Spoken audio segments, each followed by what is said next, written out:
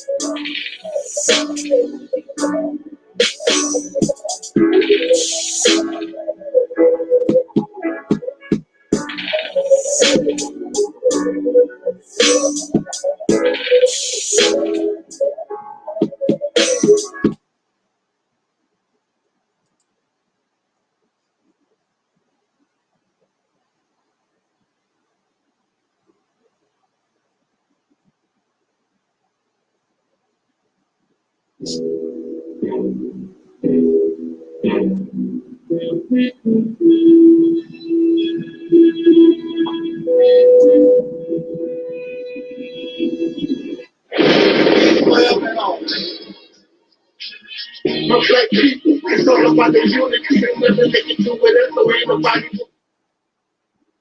We are in a state of emergency. Tragedy. Want to show them about it? Like to hear it? Here it go. Freedom. If you don't handle it, still ain't gonna help it.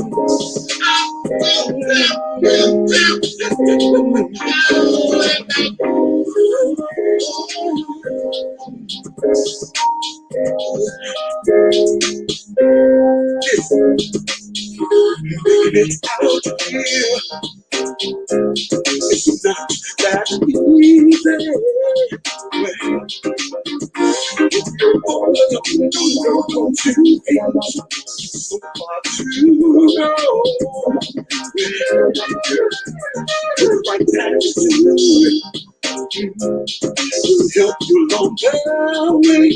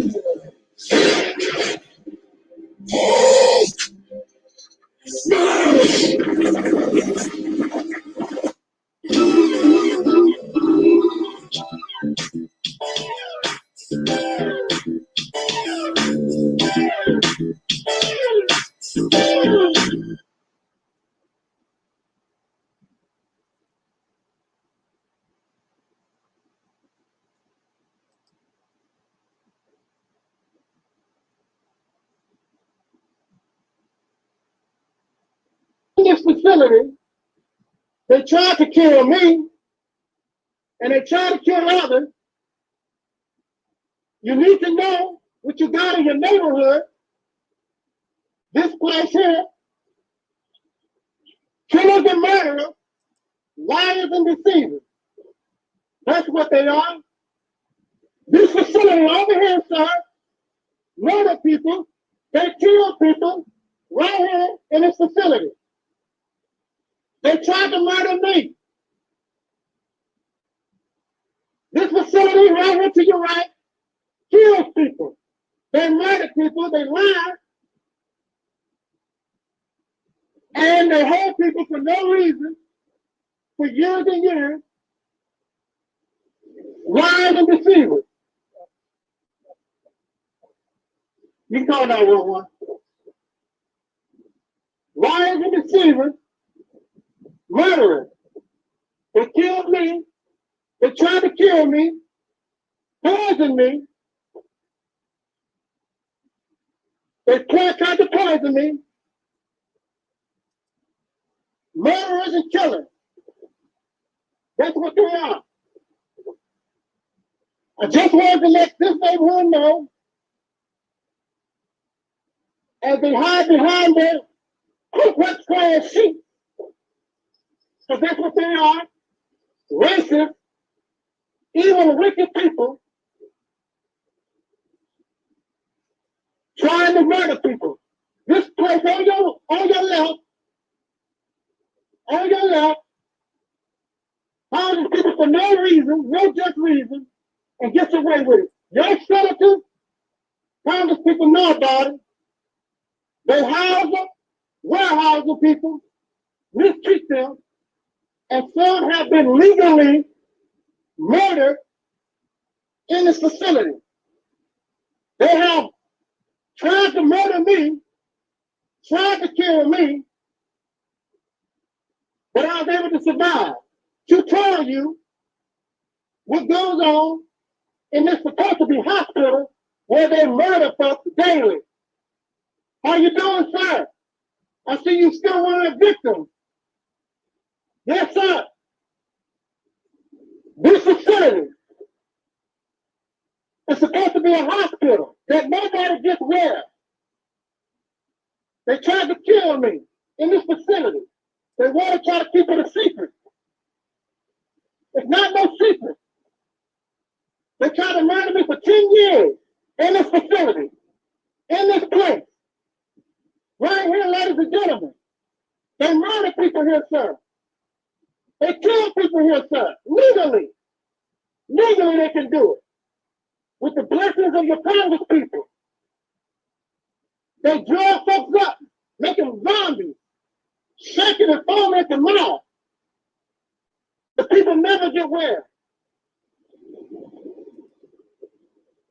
I just wanted to let you know this Sunday morning, while you're praising God, and these people here are killing God's children. I'm telling you, they tried to kill me. They tried to murder me in this facility. Ladies and gentlemen, why don't y'all come and let these people know what you do in this place? How you mistreat people, how you hurt people and lie on them. Why don't you tell them about it? Why you keep it in a secret?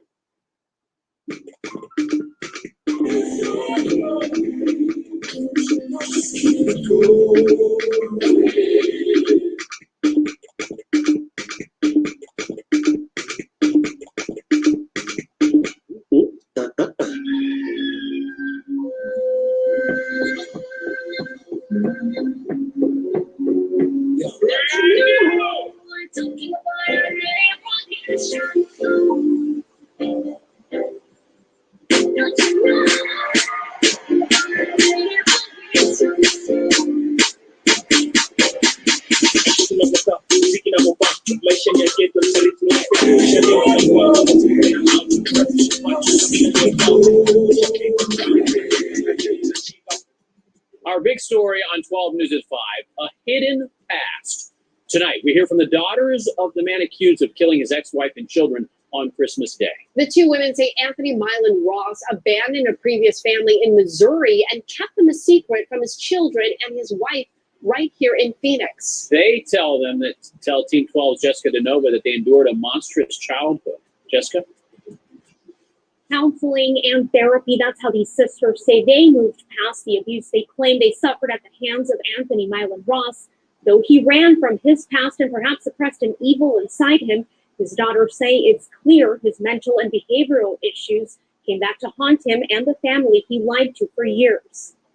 Just a secret, a dark, dirty secret. That family, 4 girls and a wife, abandoned in Missouri back in 2003. Court documents show their mother, Nicole Ross, filing for divorce in St. Louis 5 years later. Her earnest, diligent attempts to locate him unsuccessful. Anthony Milan Ross would go on to marry Iris Sutherland in 2009. Between 4 and 7 years into their marriage, Iris discovered that Myron had a previous marriage. that he had abandoned to be with Iris. And Iris felt the breach was that she didn't have a choice. But Iris got out, divorcing Ross in September with joint custody of their children. A talk with the women who Ross kept a secret may have pushed Iris to fight for sole custody of Nigel and Honora.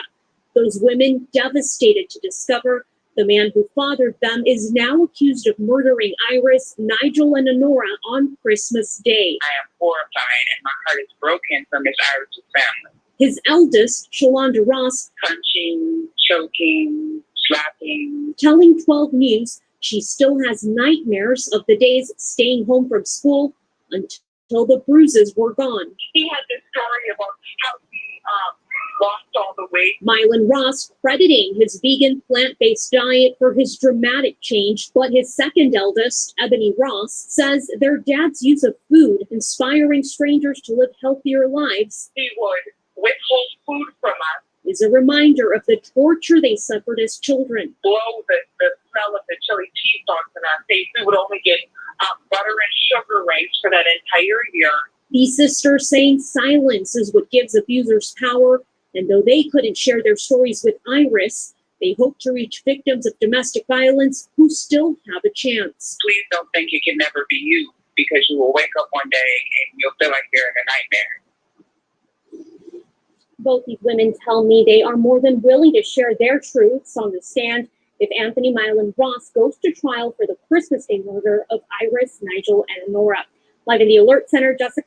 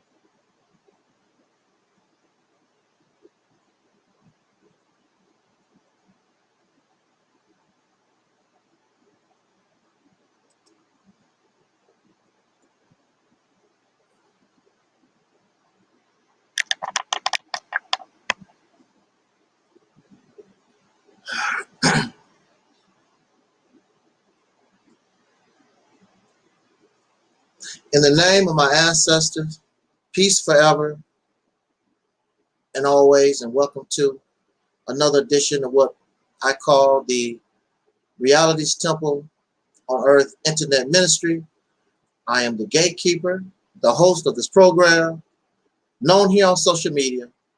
Wherever you may find me, I am known as the mighty Angelsnup 7. I am your soul brother, number one.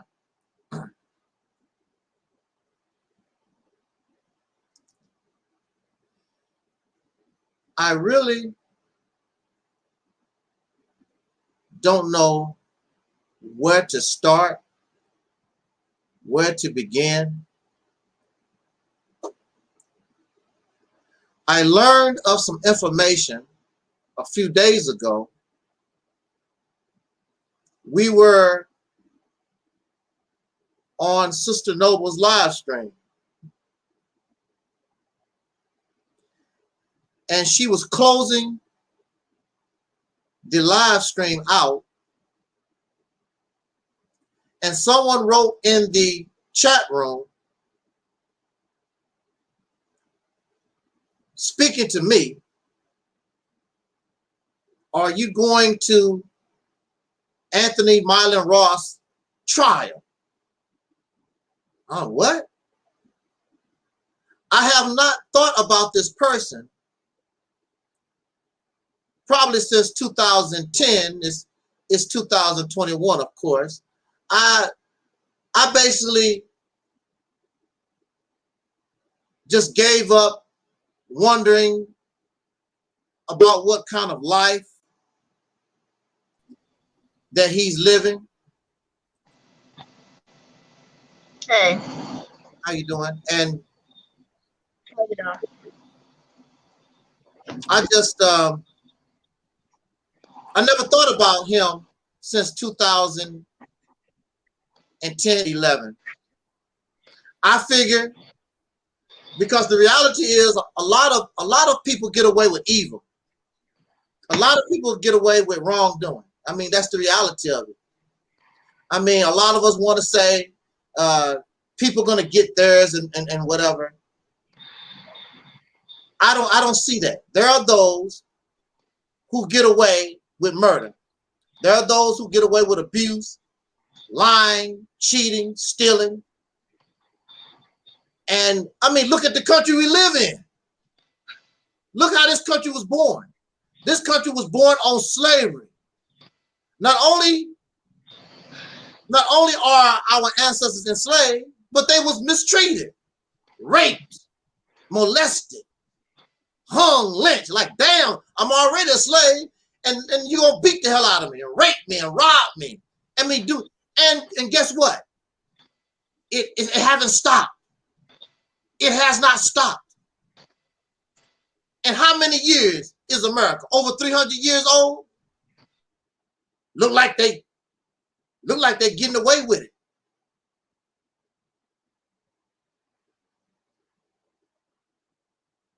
The nation still stands. And even when the nation falls apart, millions of them have gotten away with the slavery, with the murder. That's why we hold on to these religious teachings, because you're going to get punished in the afterlife. And that's a nice thought, but we don't have any evidence of that. Until we see evidence of that, me personally,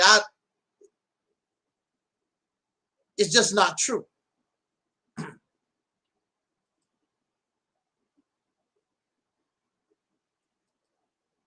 So I went on the internet.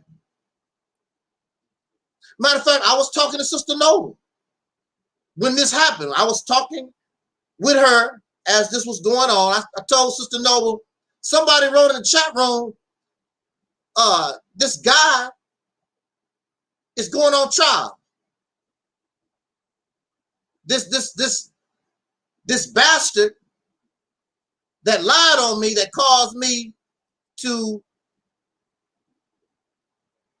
lose 10 years of my life. So I'm talking to Sister Noble as I'm Google this man's name, and there it is. And this happened 3 years ago. The man that lied on me, the man that framed me, that caused me to lose 10 years of my life, here it is, plain as day. This demon has murdered his whole family. I'm like, wow.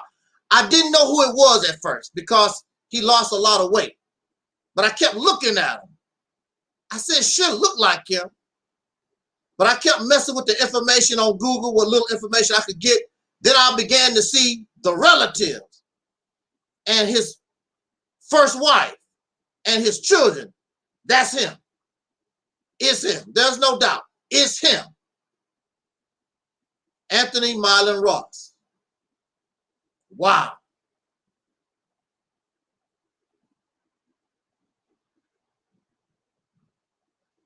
I'm going to say this. It's been an emotional roller coaster for me. I couldn't sleep for about a day and a half thinking about everything I've been through, dealing with what this killer, what he has done.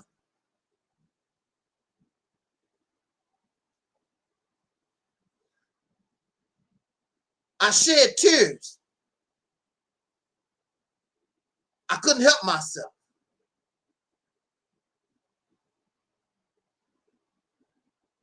I'm struggling to find, I'm struggling to find the words to express to you how I feel tonight. It's very difficult because this bastard caused me to lose 10 years of my life. And then the intern, I've had to catch the hell of hell.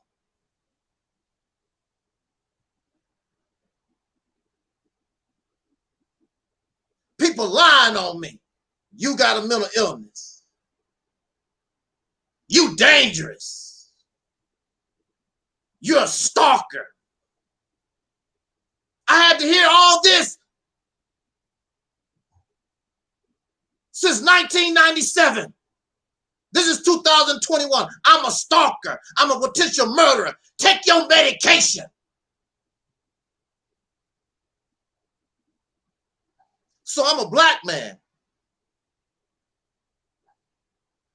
or a soul brother or an African, whatever you want to call me. And you would think, well, when you first meet these pro-blacks and pan-Africans and all that, when you first meet them and you tell them your story, oh, those crackers, they railroad you. That was low down and dirty what they done. But as soon as they get angry at you, the white man is right. I see why you was in the crazy house. Take your medication. He not taking his medication. I played the whole video from that so-called ex-wife thing. He need to be back on his medicine. You hear all over YouTube those who don't like me. Well, you heard he was in the crazy house. There's a reason why he was in the crazy house that long. I've had to deal with these lies since 1997. I want to thank my family for their support because they never believed the devil.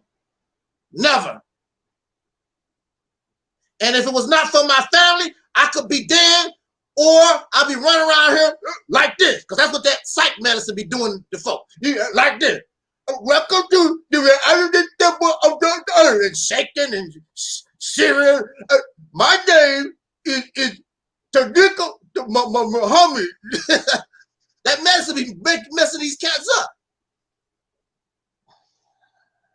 My family never.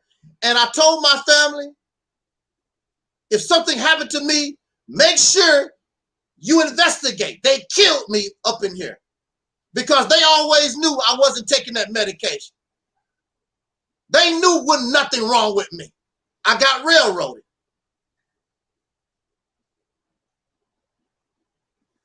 And you got these black bastard trash, pro-blacks and pan-Africans. See, there's a line you don't cross.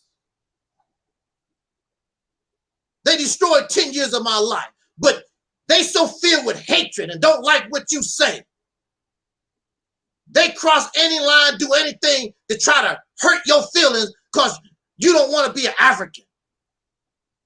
You don't want to be a Hebrew Israelite. You don't believe it. You don't want nothing to do with that Kemet crowd.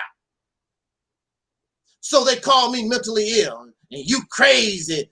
Take your medication.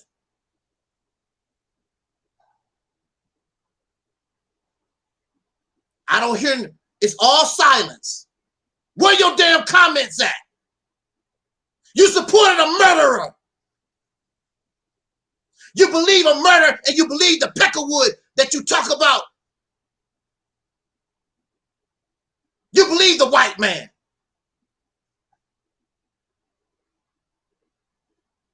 I told you all along that I got railroaded. Where's the laughter? Where's the giggling and the sniggling? Where's the comments? Bring your comments here. And you know they railroad brothers and sisters in this criminal system every damn day. But when you don't like nobody, I see why the white man got you in jail. I see why the white man shot you in your head. Because y'all fake. I wouldn't wish this on nobody. If somebody accused them of being a rapist, they're going to have to show and prove. I'm going to have to side with you because I know that this system will railroad us. I was railroaded. They lied on me. So you black bastard, you trash, you sewer rats, you pieces of garbage, you supported a murderer.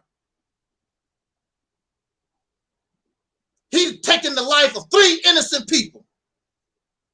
And you support him. And the state of Missouri supported a murderer. The reason why he was able to do what he done, kill those people, because they let it slide.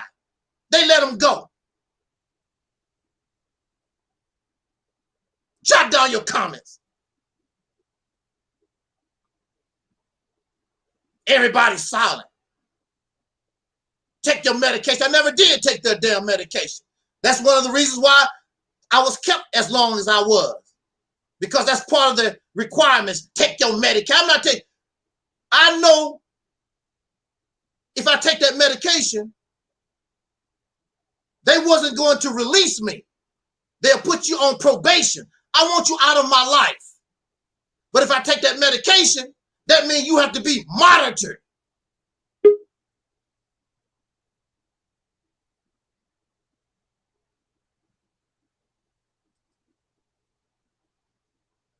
And I'm not going to be monitored.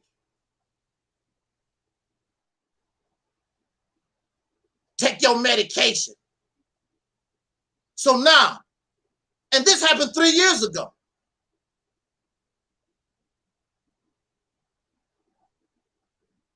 Now we're looking at a murderer.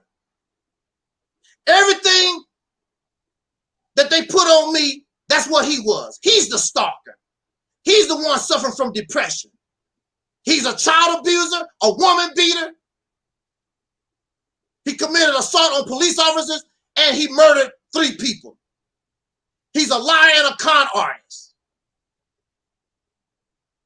But because you don't like what Angelsnup 7 say, take your medication. Now what you gonna say? Come on, bring it.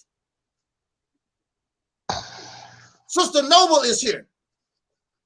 And we've gotten into some bad back and forth many, many times.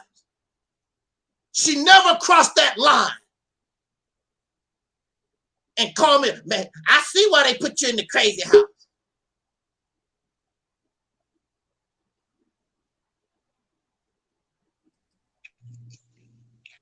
I see why they got you in the crazy house. She never crossed that line.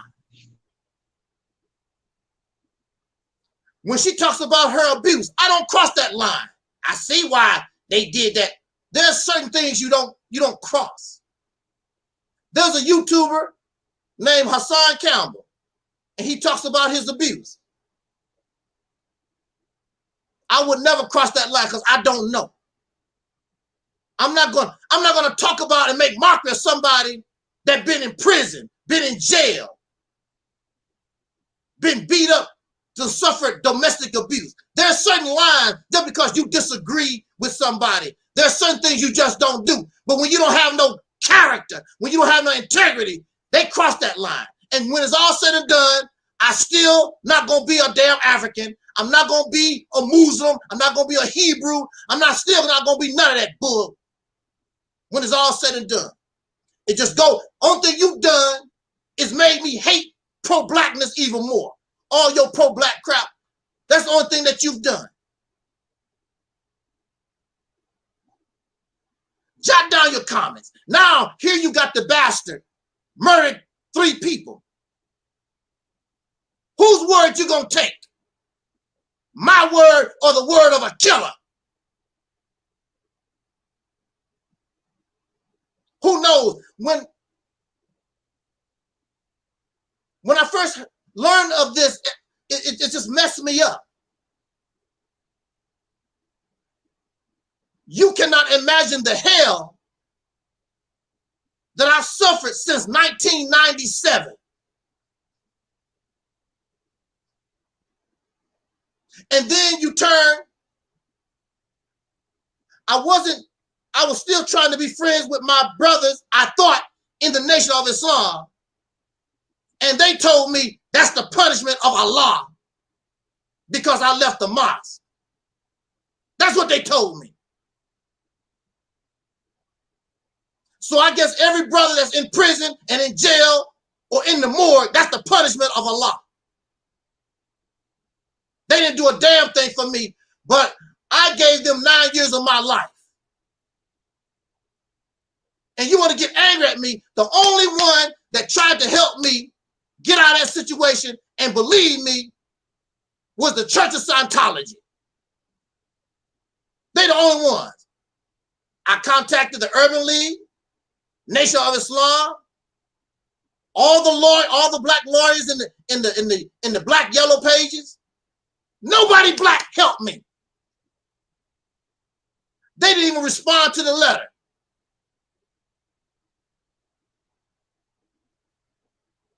You want to criticize me because I tell you what happened. The Church of Scientology came wearing fancy suits. And the other Peckerwoods were like, who the hell are they? They thought they were some fancy lawyers.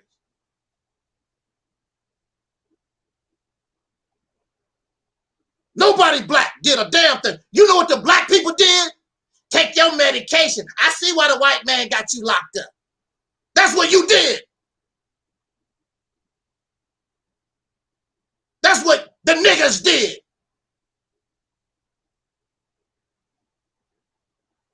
Well, you know he been in the because I disagree with what the hell you talking about.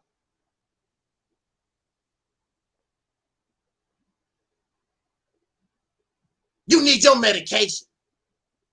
I see why you crazy. Where the trolls at? What? Yeah, sister. Yeah, where the trolls at?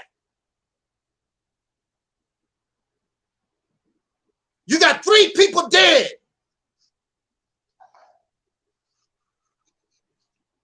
That man's wife is guilty. The state of Missouri is guilty. And even y'all guilty. You support a liar and a thief and a con artist. But then again, y'all used to doing that. Y'all like liars and scam artists and con artists. Y'all like people like that.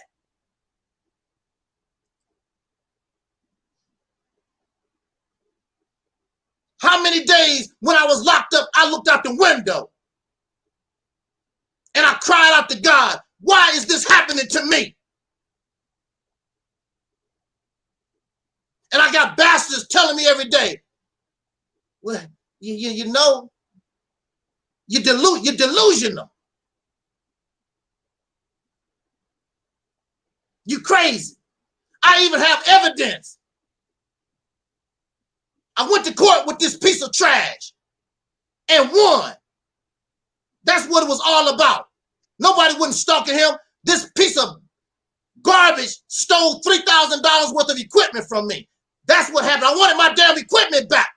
Maybe $3,000 don't mean nothing to y'all ass. It meant a whole lot to me. That's what it was all about. He had access to this equipment. I went to the storage place and it was gone. I went to his house, he was gone. He done took my equipment and he done got out of town.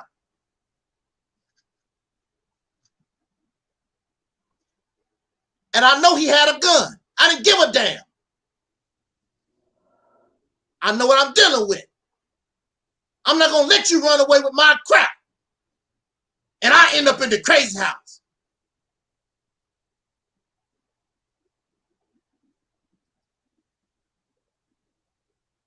Where your comments at? I'm mentally ill. Everything I said was true. Who you gonna believe? I'm gonna ask you again. Who the hell you gonna believe? A serial killer or your brother? I have no history of criminal behavior. I don't do drugs. I don't drink liquor. I don't beat women or children. You gonna side with somebody who's a con. I don't have no history of stealing from nobody. All my bills are paid. If you follow this trash, he don't pay nobody nothing. He borrowed money and split. Make promises to you and split. He starved his children. One of the daughters said that they ate rice and sugar and butter for a whole year. And you making mockery of me, so that means you believe the killer.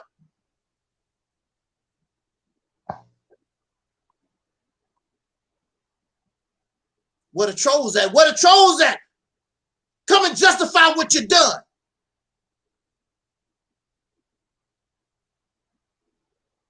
Just because you disagree with somebody doesn't mean that you have to do what you done. But you so full of hate because you're a liar.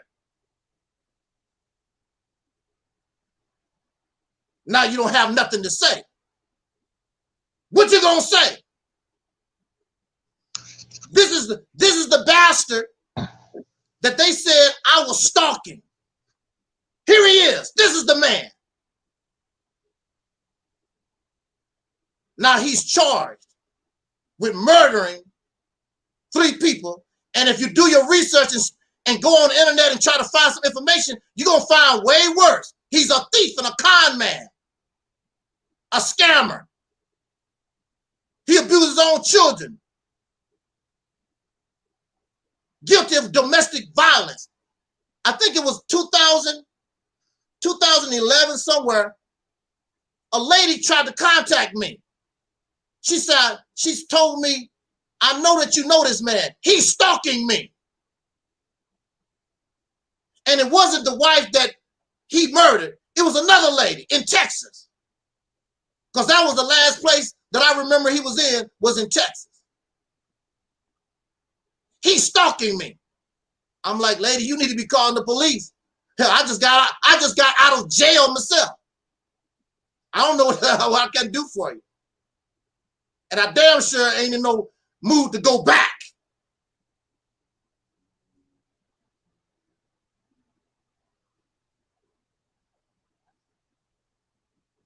I can't even describe the hell that I've been through hearing these lies since 1997. And when you actually is in the crazy house, they push that on you every day. You ready for your medicine? Are you going to confess to your crime? Every day. every day.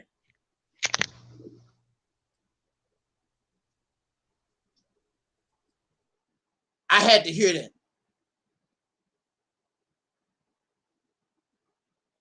And I don't get no mercy from the black conscious community, blackity black, whatever the hell they want to call themselves. I get no mercy from them. And you would think they would be merciful because they say the white man is the devil. And they said that the white man is a liar and a deceiver. Oh, but when it comes to Angelsnup 7, because I don't want to be a damn African, oh, I see he needs his medicine. I don't lie on nobody. Now, the good thing, well, it's not a good thing, but a benefit of being locked up is these people study you for 10 years. And if y'all wasn't a cheapskate, I would send you all my records. I would have nothing to hide. Damn sure now, I have nothing to hide. They do not report me as a liar. They do not report me as a womanizer, somebody that beat up on women. They do not report me as violent or dangerous. The only time I became violent and dangerous was when it was time for me to be released. All of a sudden, I'm violent and dangerous. And the Peckerwoods fought me for 10 years. I mean, fought me all the way. Didn't give me no mercy at all. The judge told them, I'm letting him go today. And they still fought because they have the right to make a case. And we was there for what, 6, almost 8 hours. This Peckerwood that looked like he came out of the Confederate Army trying to explain to the judge why I still need to be locked up. Now, she told this piece of trash, I'm letting him go today. He's steady there, making a case.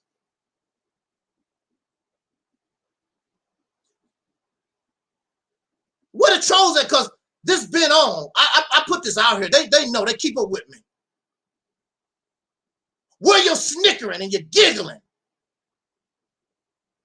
This so-called victim. Explain this to the people. Why you supported a murderer. Because that's what you have done. I think I'm going to begin to write that book. A lot of people have been asking me to write my book about my experience. And I think maybe this is probably the time to begin that book because now it's closed. And I have been vindicated.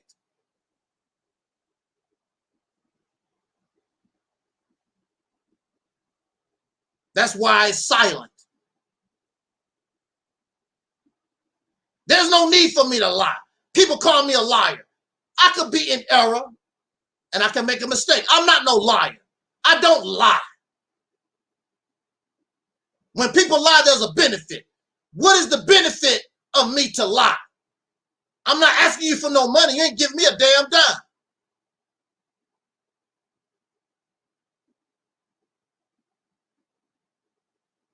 I mean, I've heard him. That's why you need your medication. He needs his medicine. One of the first things I done when I came to YouTube was to tell my story. I'm not ashamed because I know I'm innocent. I was done unjust. But the pieces of trash hear about it and they want to flip the script. Because you reject their garbage. And I'm still going to call it garbage. But now you feel stupid. Because time has revealed. You feel stupid. Where the trolls at? They feel stupid. Make a video and talk about what's going on right now. Go on your channel, y'all little corny ass channels, and make a video about this. Go ahead. They're not going to do it. You should feel embarrassed. You should feel stupid. Brother Muhammad is here. Somebody put out a lie, talking about he got a white girlfriend, all that nonsense. Through all the stuff that me and Brother Muhammad been through, he never came to me and told me, oh, he need to take his medication. I never heard him come at me like that. Never. Out of all that stuff we've been through. And when I heard that rumor he's supposed to have some kind of white girlfriend, I didn't touch that crap. I didn't touch it.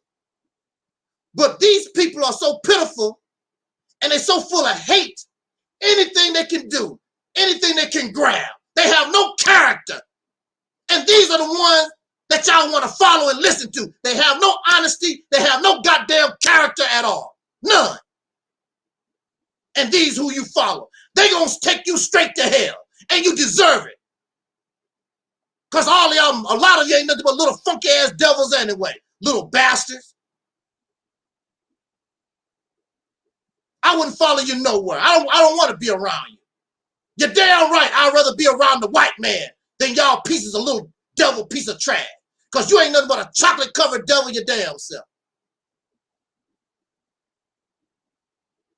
I'm happy that I learned this information because it's vindication and it closes the chapter for me. But at the same time, I'm sad because I know this bastard, this black bastard, he's hurt a lot of people.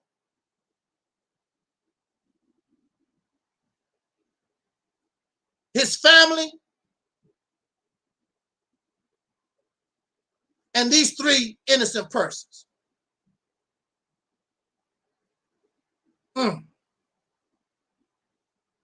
Where y'all at? Who the who? Who the who? Where you at? Come on. I want to thank my brothers and sisters for coming supporting me tonight. My sister Noba, I got her here with me. My brother Muhammad and brother Taalik. And we'll probably talk about this right now. I'm really too emotional really to talk about this. I just wanted to rant and get that off my chest. I'm really too emotional to really talk about it because I like I told you, I can't even begin to explain the hurt, the hell I've caught being called a crazy person. You need your medication since 1997. Especially from a group of people that's supposed to be your brothers and sisters. And tell about we know that what the white man do. You punished by God. I ain't do nothing. The only thing I wanted to do was make some records. And if I became famous, I want to help my black people. That's all I wanted to do. And I'm being punished. Sister Noble, I pass the mic to you, sister. Yeah, you know, today,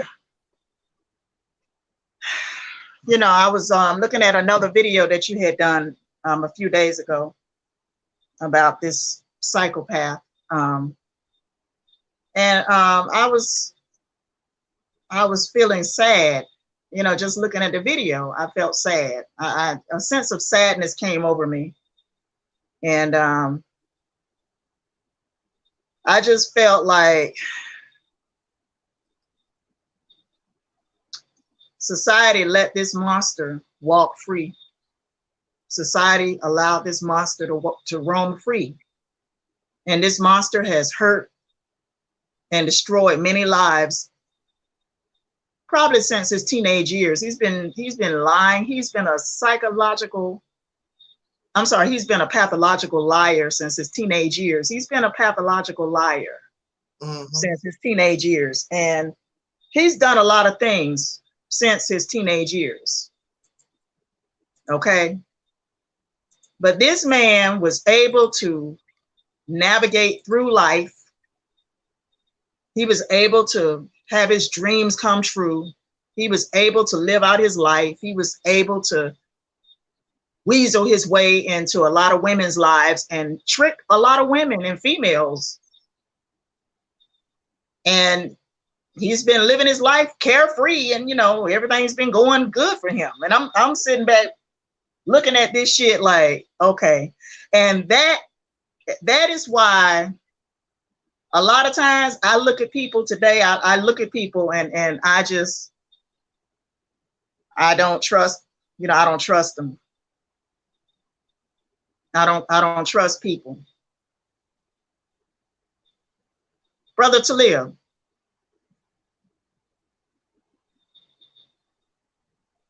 I just wanted to get your attention. That's all. I just wanted to get your attention, Brother Taalik. So I saw you dozing off. I just wanted to get your attention.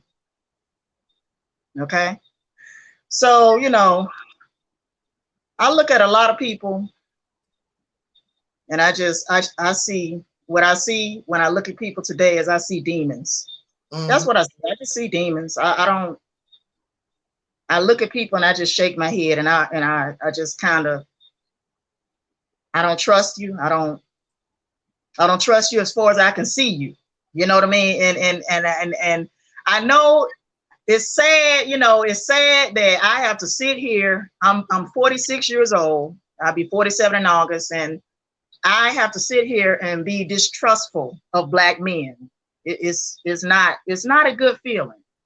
It's not a good feeling to be walking around here distrustful of Black males. And this is no shade to you guys on the panel. I'm just telling you that I'm thinking this is a lot of women. A lot of women are feeling the same way I'm feeling. I'm just being honest about it. I'm just telling you. That's all. I'm just telling you. But a lot of other women feel the same way I feel. They don't trust you guys. They don't trust men. And don't take it personal. It's just the reality that we live in today. Because I feel like at any moment my life could be threatened. I feel like at any day I could be murdered by a Black male. And it's sad to say, but that is really how I feel. I got this man that keeps contacting me, reaching out to me, trying to talk to me, you know, and I'm going to put his name out there. Black Son. Black Son. Black Son, I cut you off in 2013. I cut you off because you disrespected me. Black Son. I cut you off because I don't trust you. I didn't trust you back in 2013, and I don't trust you today. And so that's why I don't want to talk to you on the phone. I don't want you back in my life. I don't want you back in my circle for you to drain my energy, Black Son. You're not going to drain my energy. You're like an energy vampire. I know you're a sociopath. Okay? And no matter how many times you try and reach out to me to make amends, you talk about, you know, you're sorry and I was stupid, you know. Baby, I cut you off in 2013. This is 2021. I got a problem with you. I got a problem with you. Keep contacting me, keep reaching out to me, coming all in my live streams. I got a problem with you because I know that deep down inside, I know you really think this is a game. This is a game for you. This is what this is. It's a game for you, Black Son.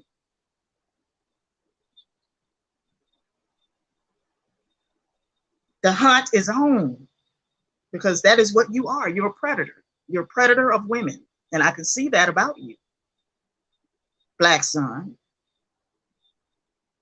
Nobody is fooling me. Nobody, I don't care what you come as. I don't care if you can come as the angel of light. You can come in as an angel of light. And I can see right through you. I can see exactly who you are. And so, you know, this man, Anthony Milan Ross, has murdered 3 people. And there's no telling how many other people he has murdered. We'll never know about it because he'll never tell it. this guy is obviously a psychopath. He's a psychopath. He's a serial killer, obviously. But society has allowed this guy to roam free all this time and harm and destroy lives, because we live in a sociopathic society itself. And sociopathic people tend to cover for other sociopathic people. And there are people that railroaded you in the state of Missouri. They railroaded you because they were sociopaths themselves. This guy was clearly the stalker, and he was able to lie to the authorities in Missouri and turn that shit around on you. Made you look like the stalker. And so he had you locked up for almost 10 years for something that he was clearly himself, which was a predator, a stalker, a murderer, a robber, and a thief. That was all he was himself. But he somehow made the authorities believe that that was you. But it was him. It was him the whole time.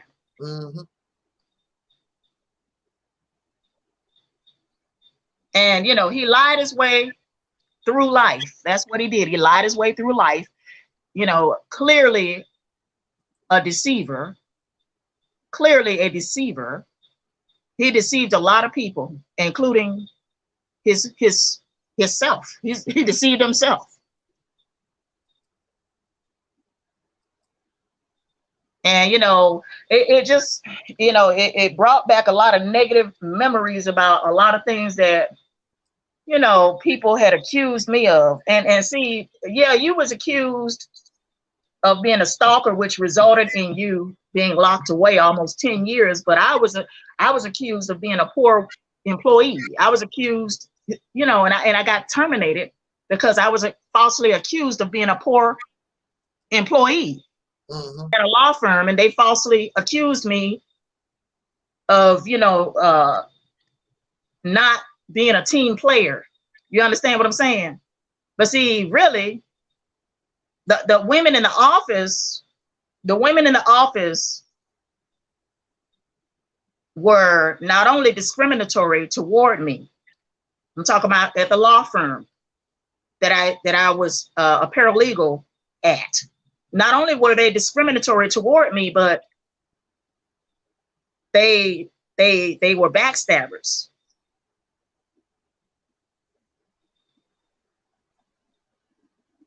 They were liars, clearly.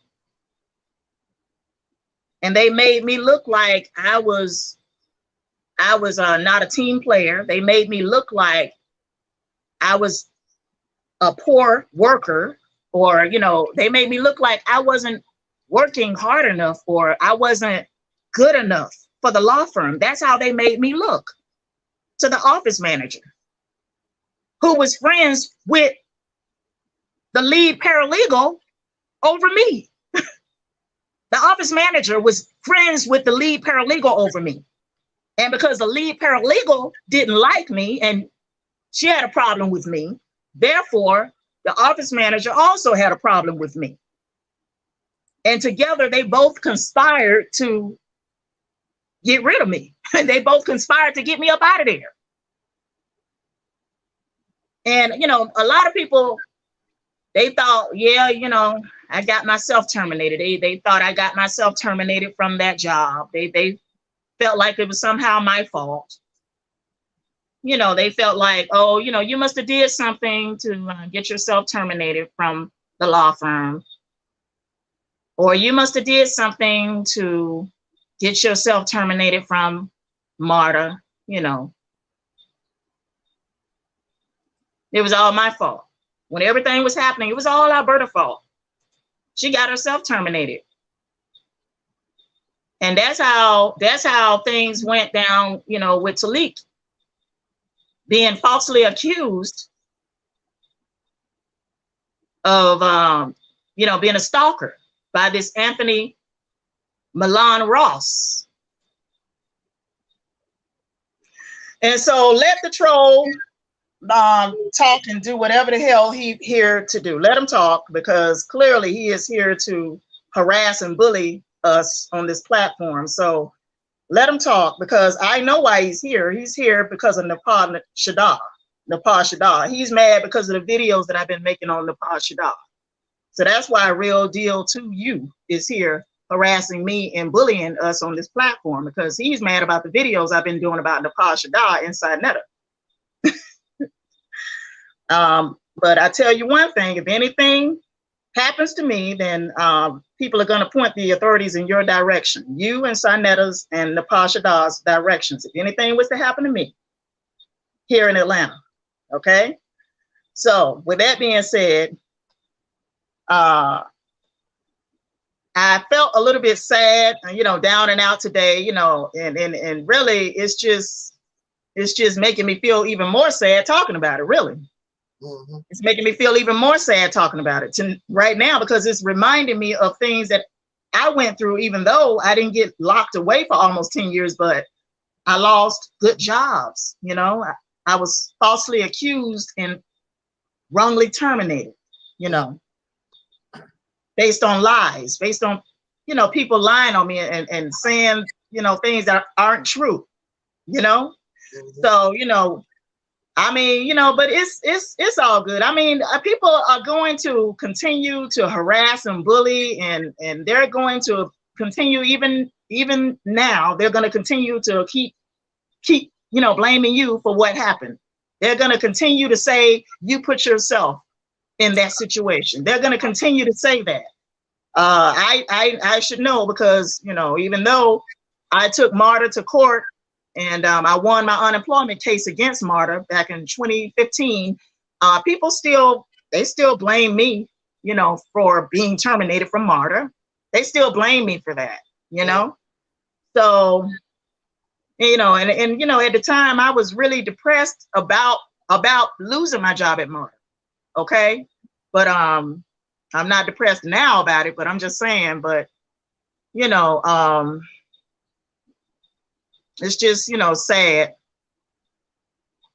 It's just sad, that's all, that this man took 3 lives.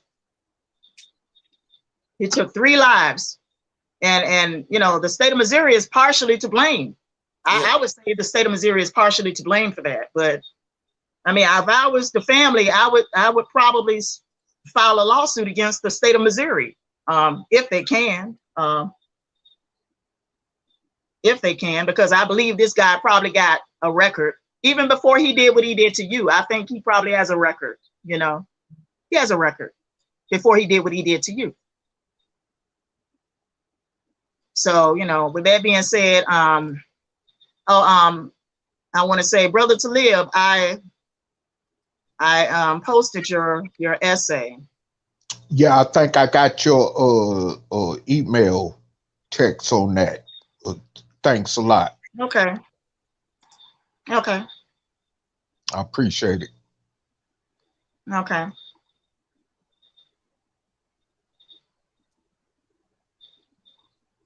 Yeah. So I guess you pass the mic to Talib. Yeah. I'm passing the mic, because I'm feeling, you know, I'm feeling a little down and out a little bit. You know, I kind of feel a little down and out. I really am not really. You know, I'm just not in a good space right now. I don't feel right.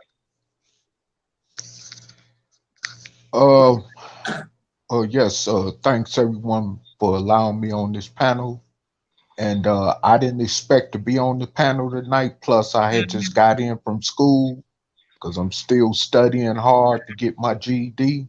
But however, I don't know really first where to start from with this. And I remember, brother, that you had, you know, text me and told me what was happening with that situation about this guy, you know, and of course, assuming he was the one that was responsible for you being where you was for 10 years unjustly, you know. I just want to say something, you know, and I know there are those out there in social media land that's going to probably disagree with what I'm saying. And I'm, preferably speaking about Black social media land.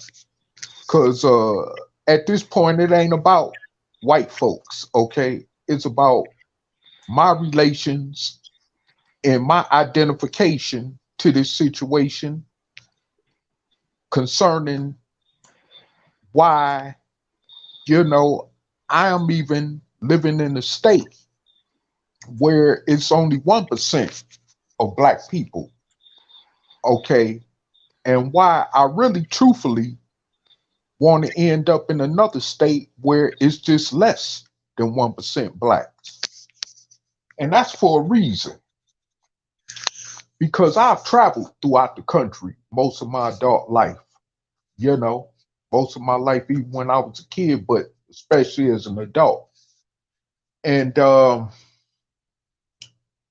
my experiences, has gotten to the point that it has made me not even want to be around other indigenous dark-skinned descendants of slaves born in America because of the injustices that I have been dealt.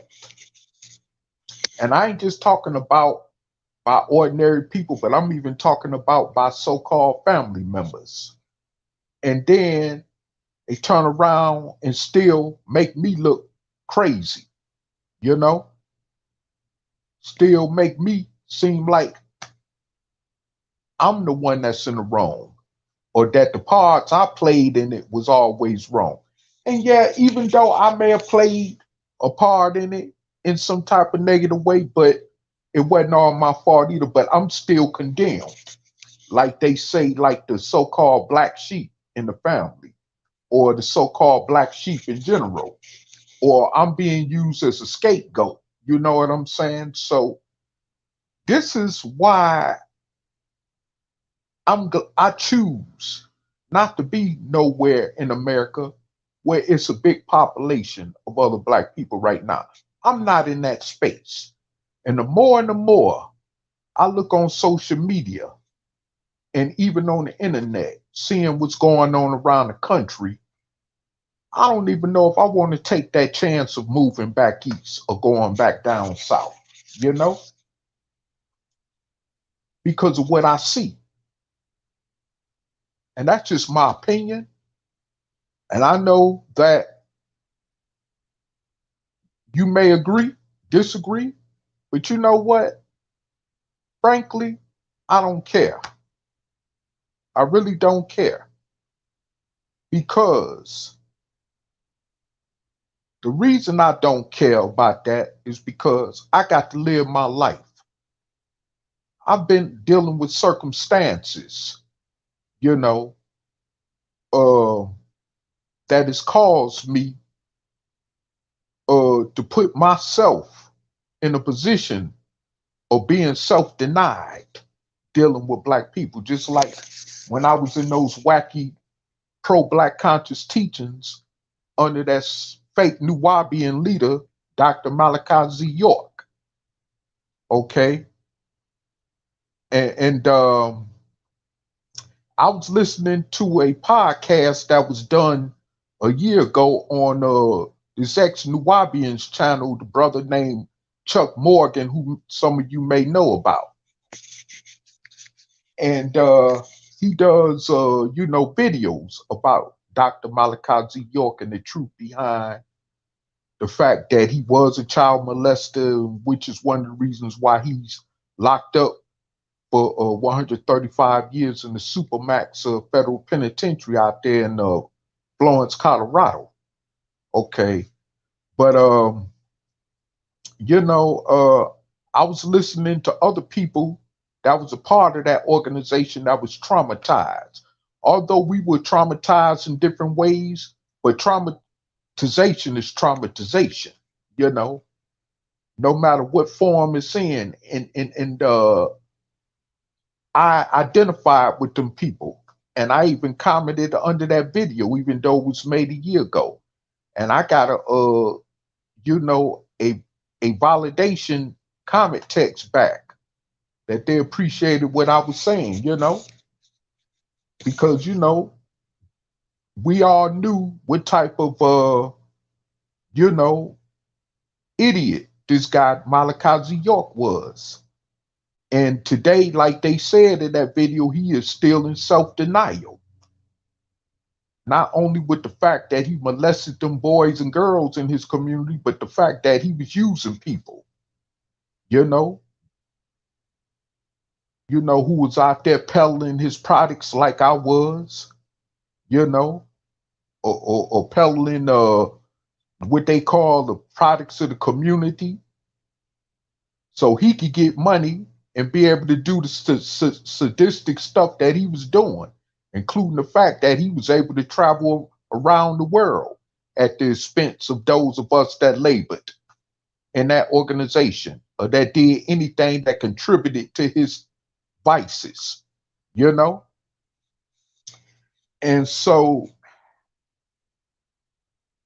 after I, you know, completely emancipated myself from those teachings, including the rest of those pro-Black conscious ideologies in general, I kind of felt a little bit more free, you know, like I could kind of navigate and walk through life a little bit more free because of that.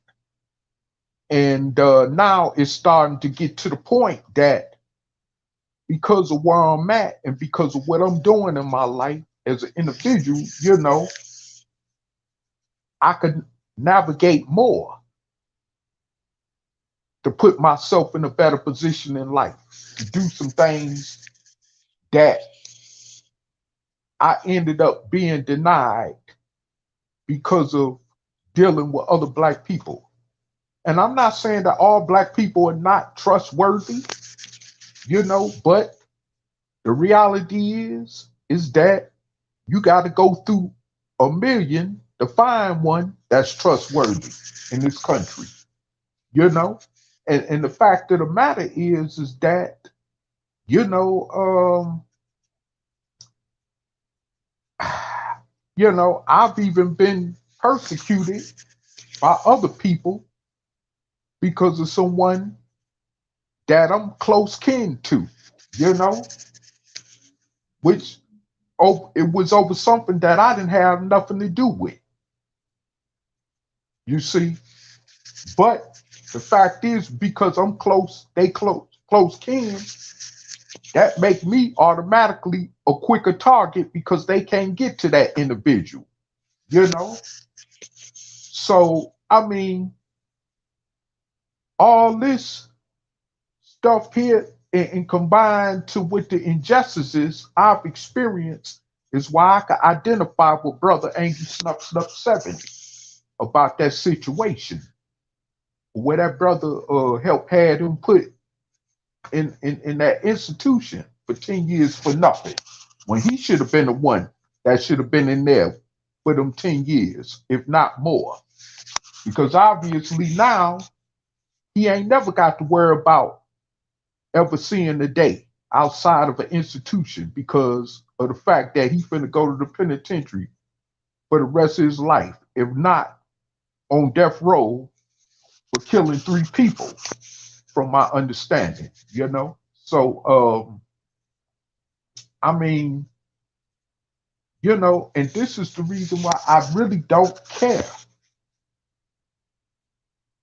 about, you know, I done got to the point, you know, the only reason I'm still here on this platform is because of the Mississippi campaign, because I still see some hope somewhere for Black people.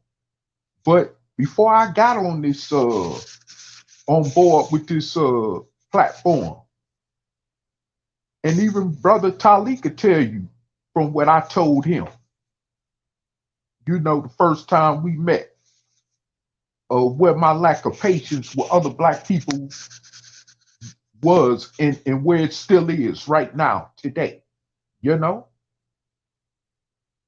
Because of the bull crap, not only that I went through in the pro-Black conscious community, but just dealing with Black people in general.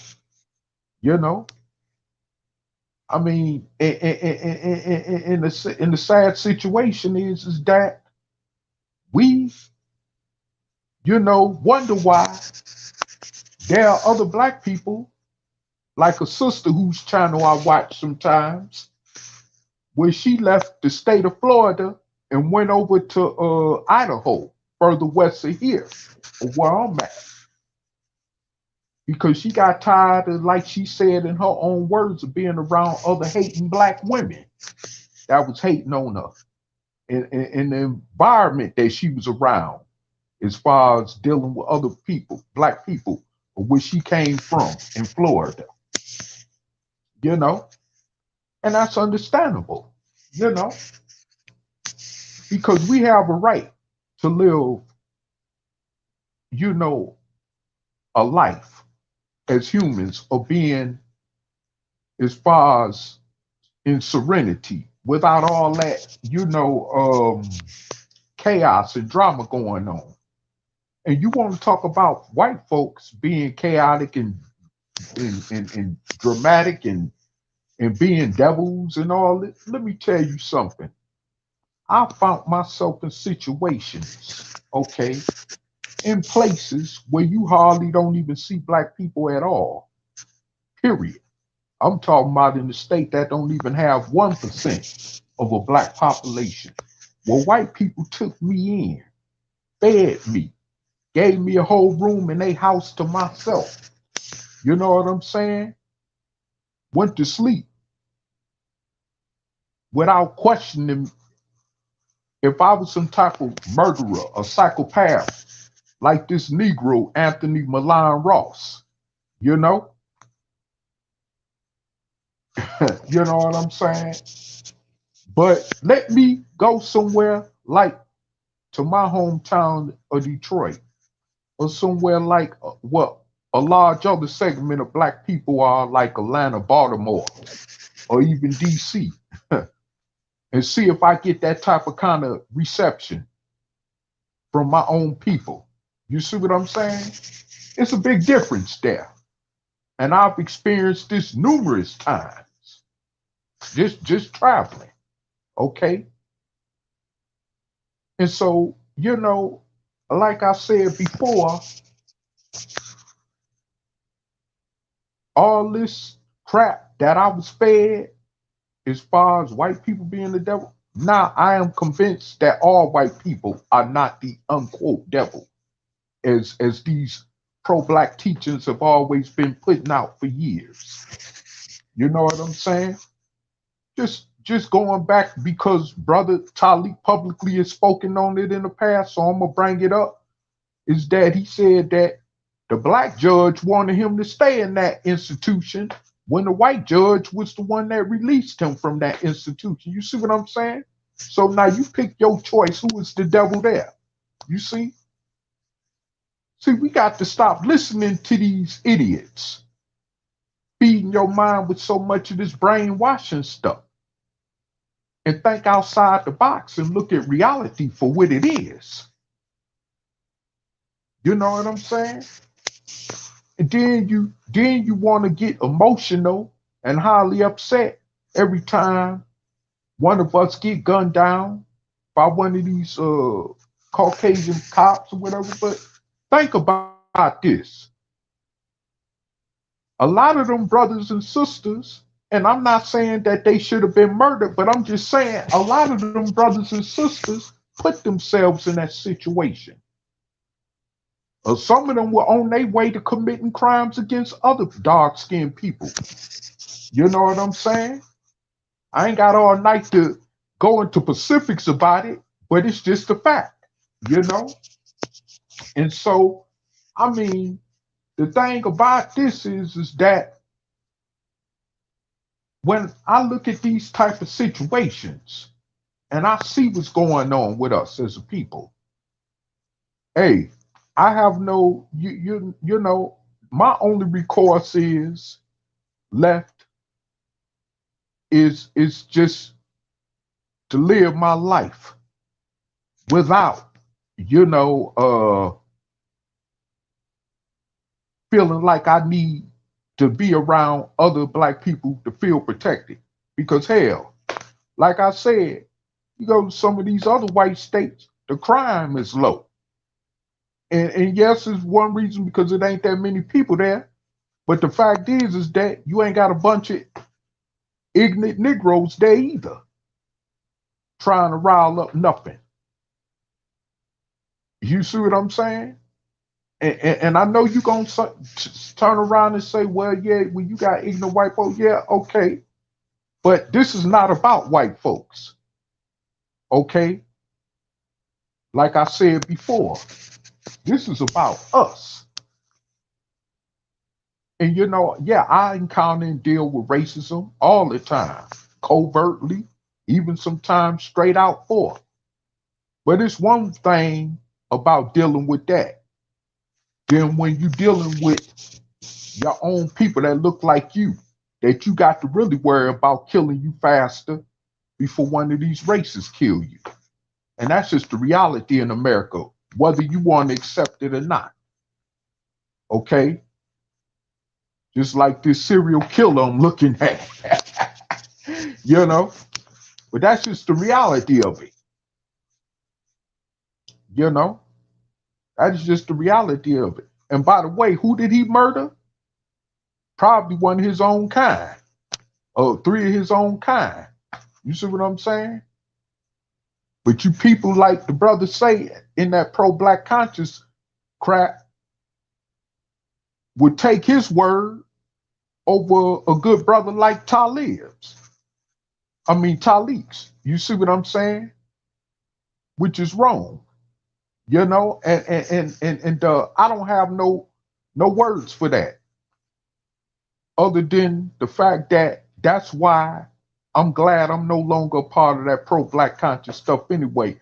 And before I pass on the mic, I just want to say this, is that, you know, when you sit up there piggybacking off of what the brothers say and say, well, yeah, you know, the white folks be railroading our people, but then you turn around and say, I see why them Peckerwood cops shot you or locked you up for this or that, or did this or that to you when they get mad at you. See, that's being partial. You're not being impartial, you're being partial. In other words, impartial is fair and partial is unfair because you picking and choosing who to support when injustices is done to them, and you picking who not to support when injustices is done to them, especially when you make irrational comments like these suckers been making to our brother Angelsnup 7 for years on social media about his unfortunate past situation, you know? So it's like, man, this is the reason why I'm glad I don't open myself up to too many people, let alone in social media, but in life in general. Just even, you know, just on the everyday life face-to-face basis with my boots on the ground. Because I know it's a lot of people that can't be trusted. You know, you can't put your trust in too many people's hands because you will get, you know, shammed all the time. And like I say, that's even with so-called biological family members, you know? And I have to say that, you know, it's unfortunate that, you know, I come from a wretched background like that. You know, sometimes I might, you know, like someone told me, where you might as well not even call them that far as family. And that's just the reality of it. You know, and so, you know, like I said, but I do have people in my corner, and they necessarily don't even have to be family. See, that's the kicker. That's what I learned traveling throughout these United States most of my life. And that mean also, they ain't got to necessarily be the same skin color either.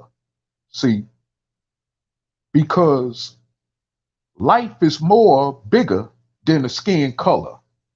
that skin color thing, which everyone is supposed to evolve their lives around, or revolve their lives around, rather to say, is a myth that the racists came up with. But that's another discussion for another time. But I'm just saying that, you know, as a human being, you know,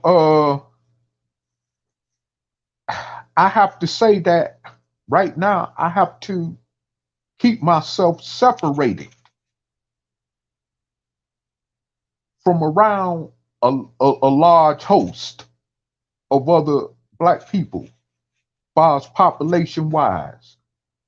Now, if I see a situation like with the Mississippi campaign, that's in motion of progress, where I can go around other Black people that's doing something positive for the community as a whole, for other people that look like them, in terms of us creating an environment for ourselves and our children and our future generations to come behind us, then that's a different situation. But right now, that's just not the reality of it. So I don't see no need otherwise to go around somewhere where it's that many other Black people at, because I know what problems that present. And we don't have to go through all night, you know, through the theatrics of it, because most of us, and those of you who are listening to this video, know what I'm talking about on that note. And on that note, I'm going to pass the mic back. Peace.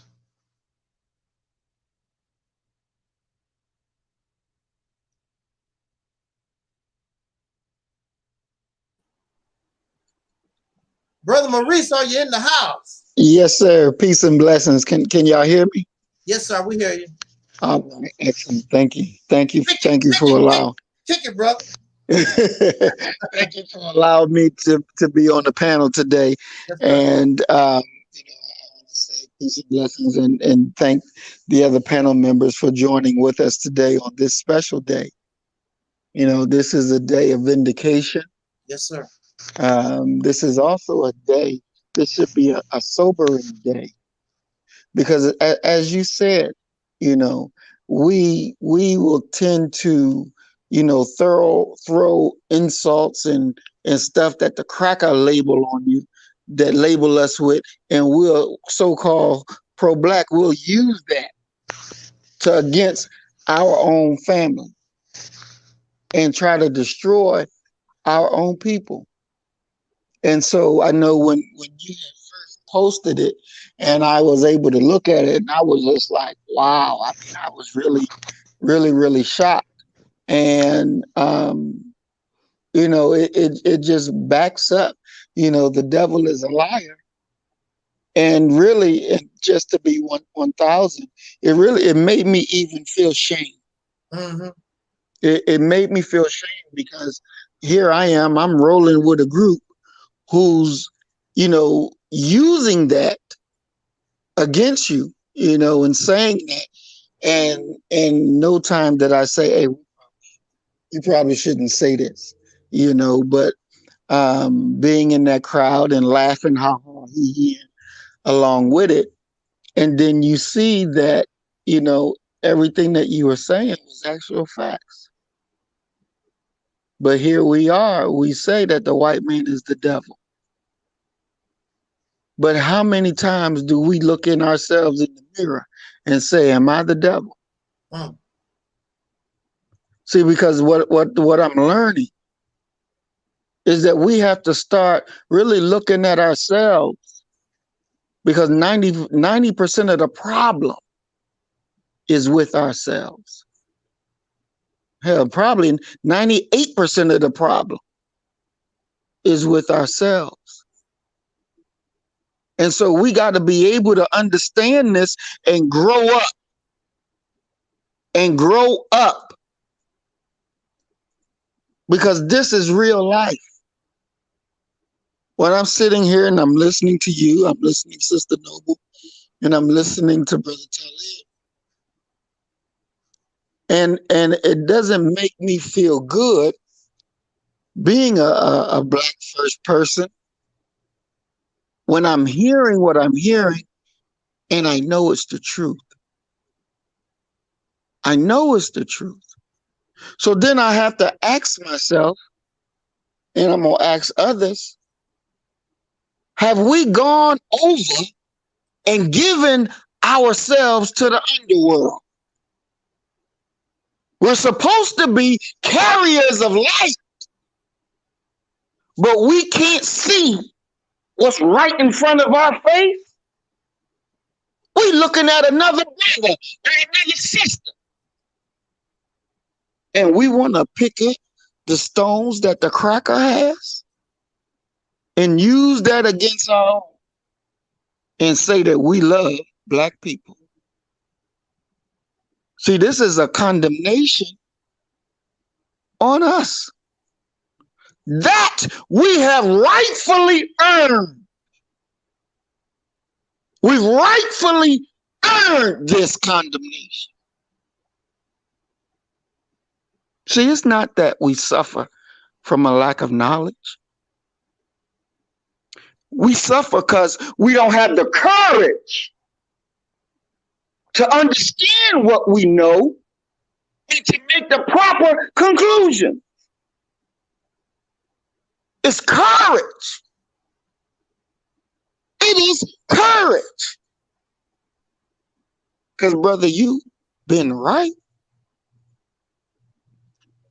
You were talking one day about the teachings, and I was in the chat and I was saying, that's right, you right. And you were shocked that I agreed with you. But I had to, because you were saying what was right. So that means that those of us who don't want to hear it, we got to mature and understand what we're listening to and accept the truth so you can be set free.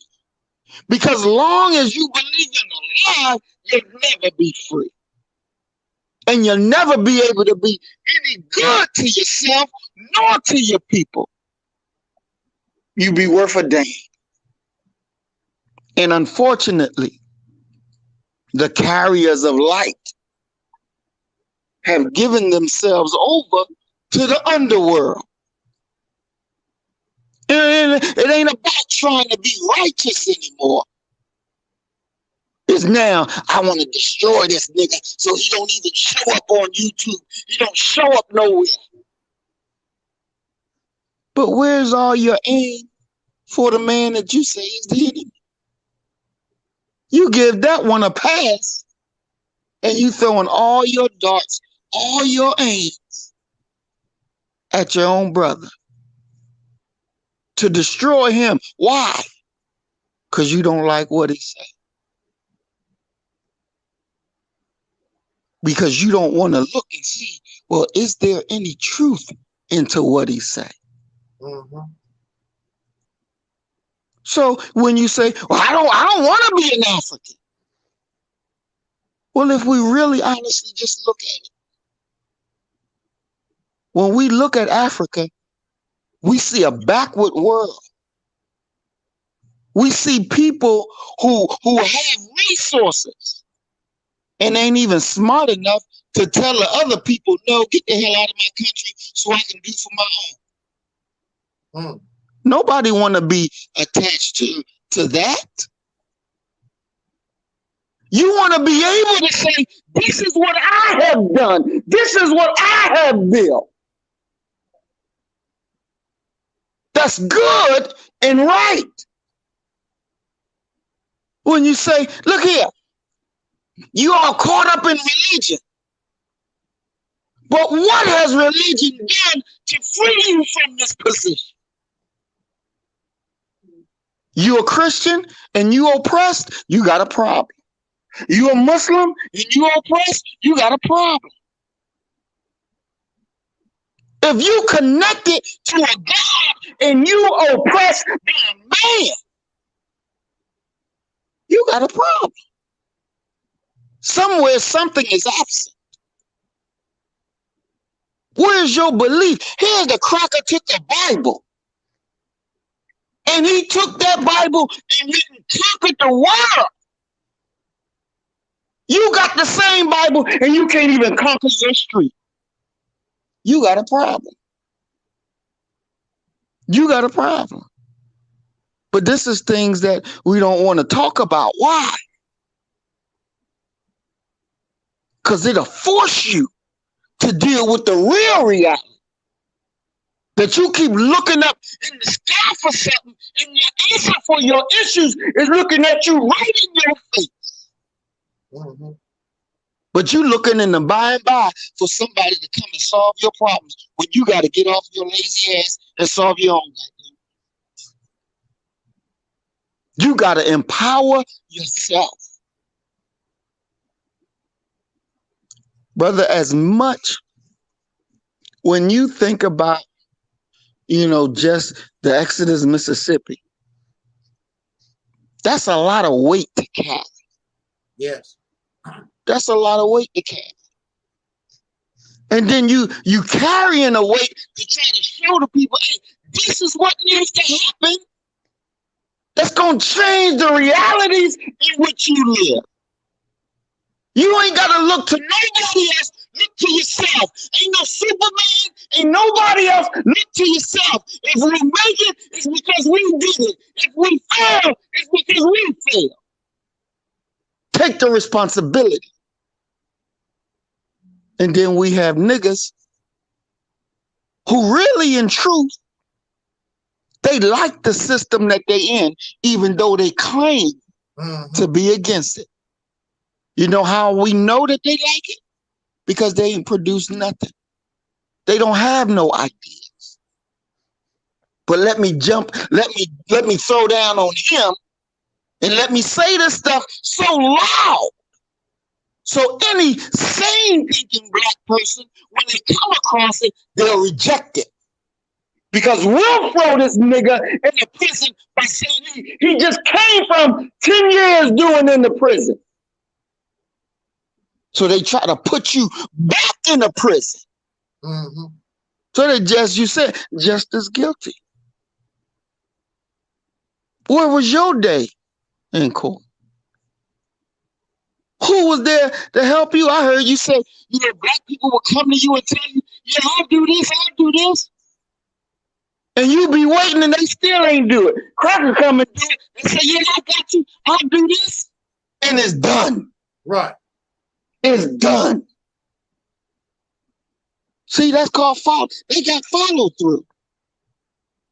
Black people don't have follow through. Why? Because they want to play. Mm-hmm. They want to wait for somebody else to come and do what they know they're supposed to do. That's why we in this condition we in. Because we're too damn lazy. We're too damn comfortable being, quote unquote, oppressed. You want to pray about it, but don't get off your ass and go do something about it. And when somebody does want to do something about it, then you want to try to put out the fire in other black people so they don't follow it, so they don't listen to it. Because it disturbs you. Because you know you're supposed to be doing something. But you ain't doing nothing. You ain't worth a damn. You ain't worth a damn. We do a very good job of destroying one another. Mm-hmm. And ain't destroyed the cracker yet. Huh. I was on Alquan program, I think about a year ago. And he was interviewing me on the Initiative Mississippi. And he said to me, well, something. And I was like, well, no, I'm not worried about them. When I will deal with my enemies. And he said, Taalik is your enemy. I said, no, he's not my enemy. He's not my enemy. Why did I say he's not my enemy? We may not agree, but he wasn't my enemy. Because I see what he's doing. And he ain't wrong. But there was maturing that I had to do. Because when you, for real, to be a leader, you can't be no child. Because people's lives are at stake. You got to grow the fuck up and accept the responsibility. So I had to grow up. I had to mature to understand. Say, okay, slow down and just look and think. Think about what he's saying and find, is it truthful or not? And if it's true, then you don't have an issue with it. You don't have an issue with it. Now, people don't like to face the truth because it shows the weakness within themselves. It shows the cowardice within themselves. Because in reality, you're waking them up from their slumber and they don't want to get up. They want to continue playing the game, but they don't want to do the work. They want to be seen. They want to be heard. They want to be into a crowd they have not deserved to be into. See, brother, and very honestly, you can put yourself in the realms. Marcus Garvey, Honorable Elijah Muhammad, Noble Drew Ali. You can put yourself in the realms of George Washington, Abraham Lincoln, because these men decided, hey, look, this is the right way to go, and I'm going to carry the load, and I'm going to say, let's go this way. Not any old man can't do that. Yes. Any old man can. You got to be strong in order to do that. And in this day and time, you got to be super strong. You got to be super strong to be able to carry that kind of message. You got to. Why? Because you're faced with a rain of enemies all around you. And you don't even know who's your enemy or not until they think you're weak, and then they'll pounce on you. And then you'll be like, well, God damn, you too? You too? Like the dude say when his best friend stabbed him, you too, Brutus? Huh. Damn. You know, it's like for me, because when God took this crocodile and started throwing it out there, and I'm looking around to see, well, who coming? And you get to see, now people think you're weak. And then they'll jump out there and say something. And it's like, well, God damn. You too? Huh. You too? Well, not I'm the same man that was giving you encouragement.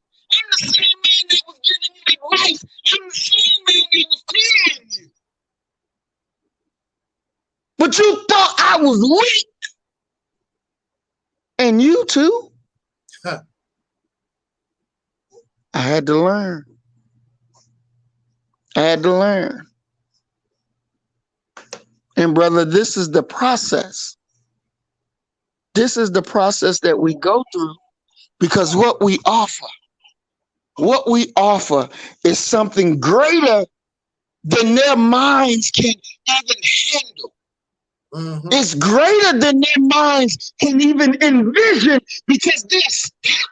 They're sold in a world that is damned to hell on a handbasket, and they're too weak to even think their way out of it. See, we are blessed. We ain't like everybody else. We're cut from a different cloth. And all of us have suffered something to get you where you are in life. I mean, how long damn of a nigga do you gotta be? A black woman get molested at 5. And you got the nerve to make fun and say she wanted that. You's a low-life nigga. You's a low-life nigga. but you feel good. So this is how you know they're going over to the underworld, because they feel good to be able to say that. They feel proud to be able to say that. No, they're not carriers of light. They're the devil. They're Satan. And they love it. And they love it. But their day is coming, because all of them will be held accountable for what they have done and for what they have said. The best thing that they could do is get on their knees and say, please forgive me. Admit that you was wrong. Admit that you was wrong and say, brother, I have sinned. Would you please forgive me? Forgive me. Forgive me. Ain't nothing wrong with that. That's the right thing to do. That makes you stronger. Forgiveness. You're ready to run to forgive your enemy. But your brother, you don't want to even ask for forgiveness. We're turning into a new day, because this kind of treason will not last. It will not be looked upon and say, this is okay. Because it's not. If we're going to be the black people who you teach about, oh, this Kemetic this and Africa this and all of this, but yet you live a moralless life. You have no morality, because a moral man would not do that. Damn sure wouldn't do it to his brother. But you notice, they don't do the cracker that way. They don't do the cracker that way. See, they want to get up next to the cracker and still make love with the cracker. They want to dance with the cracker in the pale of the moonlight, but they don't want to walk in the sunlight of truth with your brother. Because here's a man that's on a mission that's going to do more for your children than you have done for your own, and don't even know your children. Doing more for the future of our people. We're here for a moment in time. And the work that we're doing for that moment in time is the greater work, just as ēt terna. It's a greater work, just as Denmark-Visa.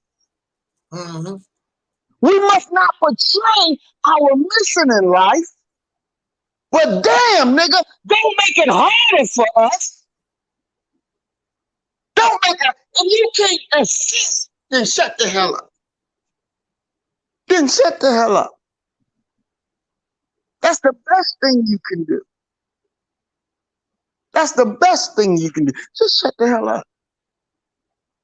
Since you don't want to carry the weight, since you don't want to really be the man, it's hurtful for me to hear Sister Noble say that she feels unprotected. That's a black woman. I'm a black man. That's my responsibility. That's my responsibility. I said the other day, and it shocked a lot of people, even my own wife, when I said, and I don't like Candace Owens, but if I saw her getting assaulted, I would have to jump in and save her, because she's a black woman. And if she ain't safe, then when they see the next black woman, who could be my wife, who could be my daughter, who could be your sister, they'll think, oh, well, shit, you ain't seen that one, I beat that one, so I'm going to beat that one. We got to wake up. Yes, sir. And really understand what we're doing and where we're trying to go. You want freedom, justice, and equality? Then that means that's a responsibility. And only a man can take on that kind of responsibility. Because the babies, they deserve it. Yes, sir. They deserve it. And brother, I thank you for allowing me to be on your panel with you tonight in this time. In this time, because as I said, this is a very sobering message. And this is a elated thing because we see the vindication. We see the vindication. But also in seeing the vindication, we should see our own personal error. And we got to look in the mirror and say, nigga, we failed. We failed. Yes, sir. And brother, I offer you my humblest apology because I didn't say, hey, we shouldn't be saying that. I didn't do right. I failed. But I ain't going to make that mistake again. I ain't going to make that mistake again. This is love, brother. I love you. I thank you. And we're going to get through this together because we are one another. When I look at you, I see myself. Yes, sir. I see myself. And we are together. And I love you and I support you. And I thank you again for allowing me to be right here with you. And I rest my mic.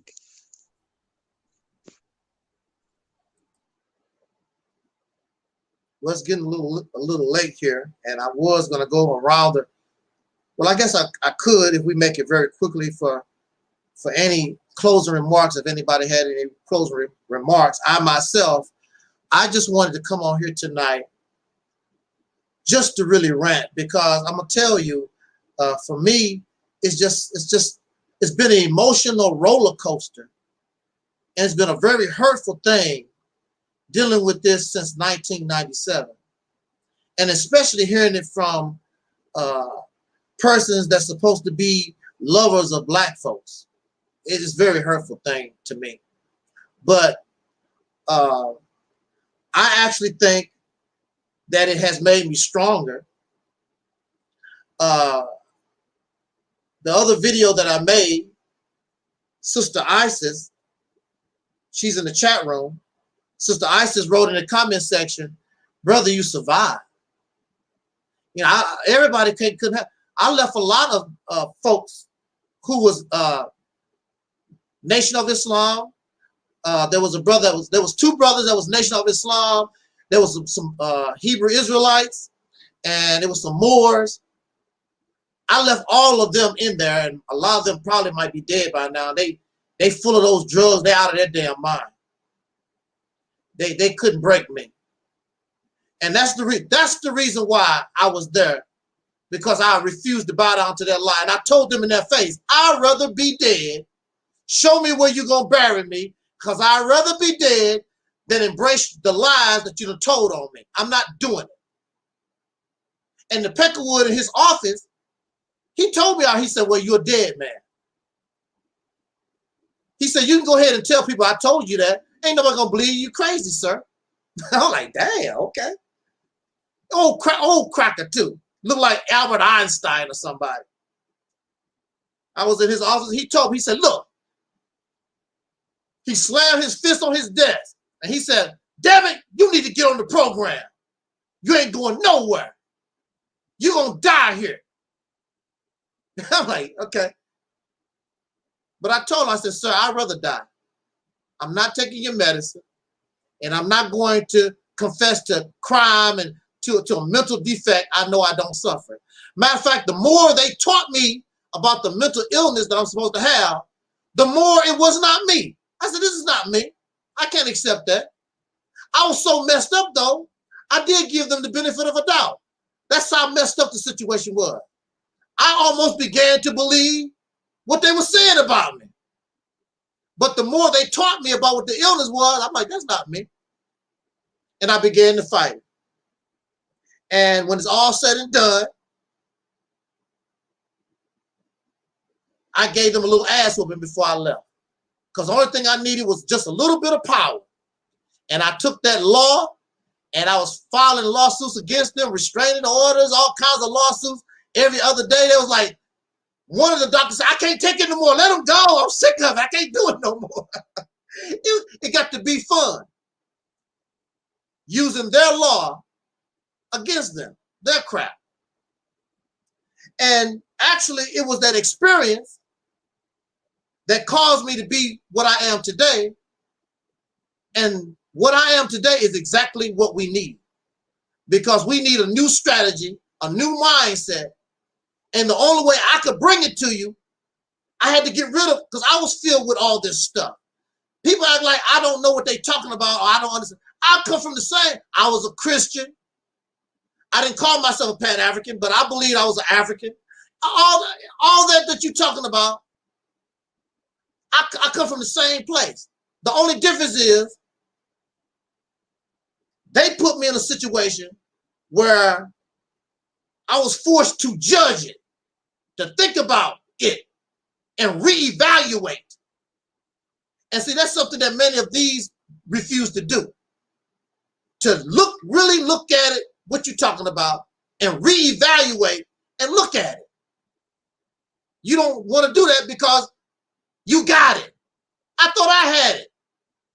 And I was spitting all the fire. You know, Brother Muhammad, because we learned what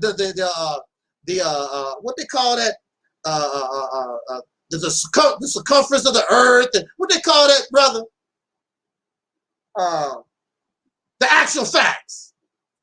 I'm running around spitting the actual facts and all this kind of stuff. I'm thinking I'm grooving, moving and grooving, spitting out all this black history. And they said, you can sit your black history ass down, you ain't going nowhere. Now, what do you want? Do you want chocolate milk or white milk? It didn't mean nothing. It did not mean nothing. So, I just wanted to rant a little bit, get that off my chest. And none of the, I don't see the trolls. I want to see these people with their funky comments. Not what these say. Oh, he's crazy. He needs medicine, blah, blah, blah. Where's all this stuff? You supported a serial killer. You supported liars. Matter of fact, you really supported the white man that you talk about that is your enemy, who's a devil and a liar and a deceiver. I want to go around the room one more time. We're going to call it a night just for some quick conclusions. And I want to tell everybody, brother and sister Nova, and everybody in the chat room, I really appreciate everybody for coming here and giving me your support. I really needed this. And it's a hurtful thing. I haven't really been able to sleep. It's all messed up, but you know, I'll get over it next few days. I'll get over it. And we need to keep pushing what we call the Mississippi campaign, keep pushing the Mississippi initiative, and I'm going to push my mic right from here straight to Sister Nova, Brother Taalik, and our brother Muhammad going to take us out of here. Somebody called me and knocked my volume down, so I'm going to go out of the chat room and come back in, okay? You sound all right.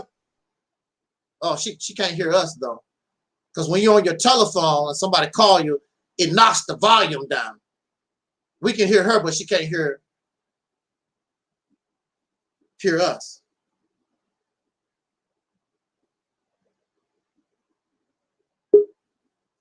Yeah, she should. Okay, where you at? Okay, there she go. All right. Yeah, I couldn't hardly hear you. I know y'all can hear me, but I couldn't hardly hear you. Right, see what I'm saying? So I'm gonna tell you, I would want revenge. I would want revenge. I'm not with all this forgiveness and all this, you know, but fuck all that. I would want revenge, especially after he's been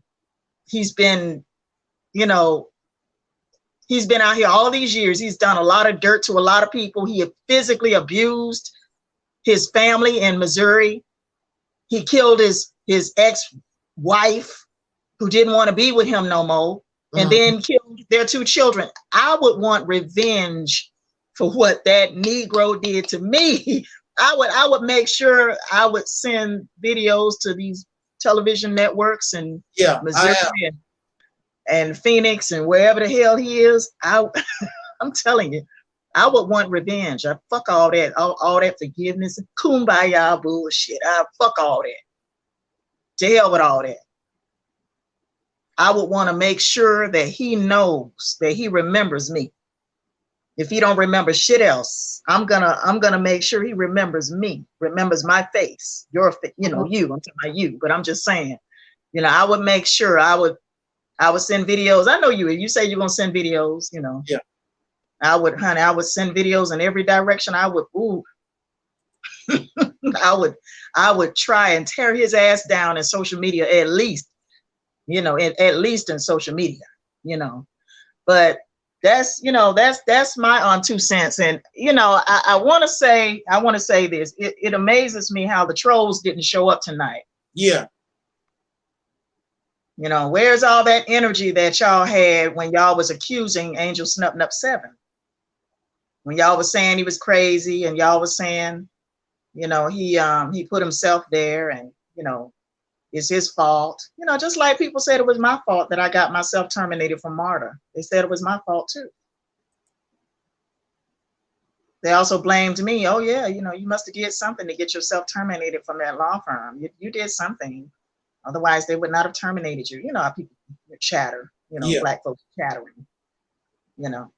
So, you know, everything is our fault, you know. Absolutely. It ain't nobody else's fault. It ain't nobody else done shit to us. Or we done it to ourselves. You know what I mean? You know, so I kind of got, you know, I got an issue with that. I got issues with people attacking your character all these years, and now they can't show up in this live stream. They can't come in this chat room, and they ain't got nothing to say. They quiet. They crickets. They crickets now, you know. Ain't got shit to say. You know what I mean? Oh yeah, but you know, when they didn't know about this Anthony Milan Ross guy, yeah, you know, everything is all your fault, Angelsnup 7. It's your fault. You did it to yourself. You know, when they didn't know about this Anthony Milan Ross, even though I read the story several years ago, I read the story. I saw it. I just didn't know that was him that you was talking about.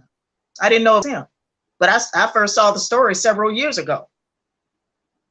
Okay, so I just didn't know it was him that you was talking about. But you know, okay, before y'all found out about Anthony Milan Ross, you know, some of y'all was like, okay, you know, yeah, it's his fault. He is crazy. Yeah, I see why they put you in the mental facility. It's your fault. You brought it on yourself. You crazy. Sister Noble crazy for talking to you. Sister Noble crazy for dealing with you. You know, remember all that? Yeah. Remember. Yeah, Sister Noble, she must be crazy like him to be over there fucking with him. You know, and that made me feel some type of way, like, you know, okay. But see, now that I know, okay, well, it wasn't Angelsnup 7. He didn't do that to himself. He didn't stalk this guy. He was railroaded by the state of Missouri. He was railroaded.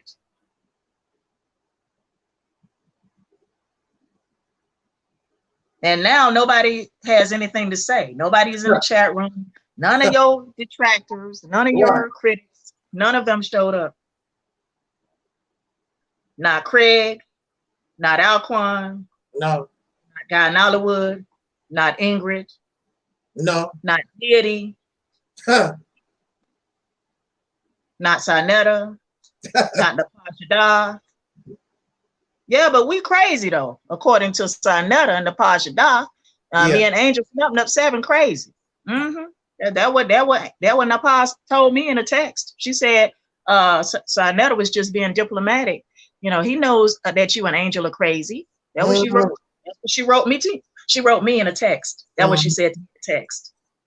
I was like, he just being diplomatic. He knows that you and Angel are crazy. Okay. That's what she said to me in a text message back in May. That was on May 2nd. And then I blocked her on my phone. I blocked her after that. But you know, I'm gonna say this, and you know, I hope I don't offend anybody. Sometimes it's best to be quiet if you really don't know the situation. Sometimes it's just best to be quiet if you don't know the whole situation. Right. Don't come out your mouth and say something, you know, and you really don't know the entire story, or you don't know both sides to the story.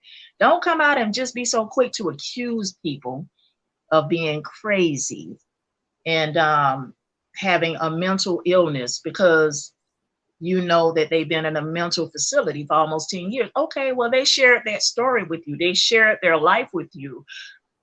But he also told you that he wasn't guilty. He also told you that he did nothing. He also said that a guy lied on him and had him locked up.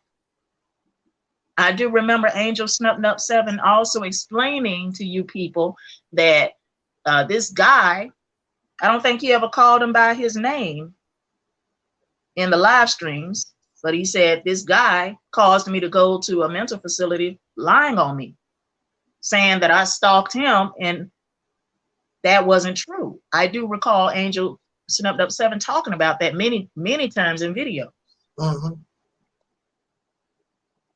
But you know, all of your detractors, all of your critics, all the people that didn't like you, they used that information to railroad you across social media. They used all of that information to railroad you across social media. And Mentu Hotel, he's still sick. Yeah, see, that's what I'm talking about. That's what I'm talking about. And you don't know Angelsnup 7, but you know, we're not worrying about that. We're going to focus on the serial killer that actually did kill somebody, because Angelsnup 7 never killed anyone. We're going to focus on Anthony Milan Ross, who actually did murder 3 people. He's a serial killer. He's a psychopath. That was the guy that falsely accused Angelsnup 7 of stalking him. That was the one who was stalking his estranged wife, Iris, before he murdered her and their 2 children. So we're not going to worry about Mentu Hotel statement because it's irrelevant at this point. We know that Anthony Milan Ross is sitting in somewhere in a jail awaiting trial for murder. And they say he might get the capital punishment. He might get the death penalty. That's what they say. But I don't know. I don't know. He might, you know, end up getting life in prison. He might go ahead and confess to all 3 murders, and, you know, they plea it down to life in prison. Instead of him getting capital punishment, he just get life in prison. Okay, without the possibility of parole. So we don't care about what Mentu Hotel is saying.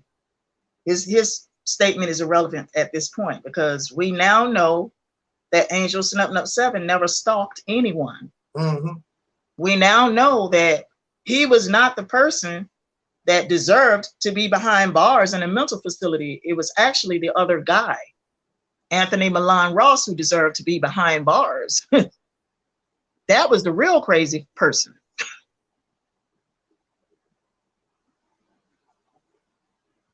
And, you know, I believe that Angelsnup 7 was set up. He was set up by officials in the state of Missouri.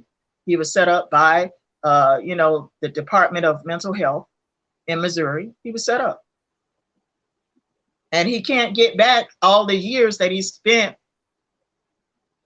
You know, he can't get back those years. I can't get back all the years that I spent on these jobs being harassed and bullied. I can't get back none of those years. I can't get back the wrongful terminations. I can't reverse none of that.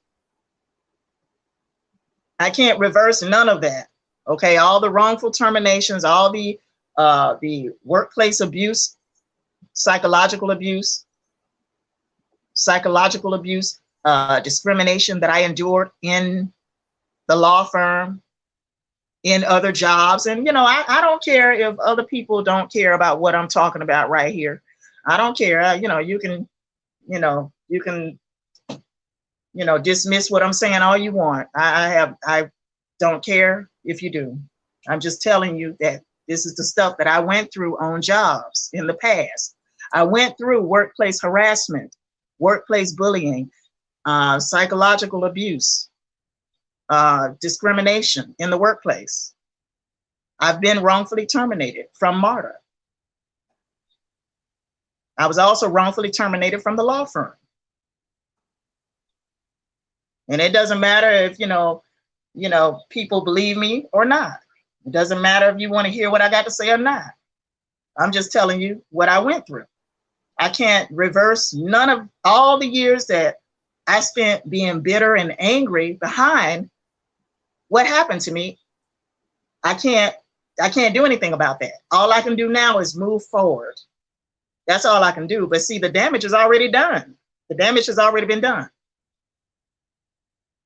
And I want revenge. I want revenge for what has happened to me. I don't care about, your God is going to do this and do that. Fuck your God. Fuck all of that. I don't care about all that. Talking about your God is going to do this and they going to pay for that and this and that. God going to make sure they pay for this. I don't care about all that. I don't want to hear all that. I don't want to hear that. So what? I want them motherfuckers to pay now. Pay for what they did to me now. Not later on, now. So, with that being said, I'm going to pass the mic.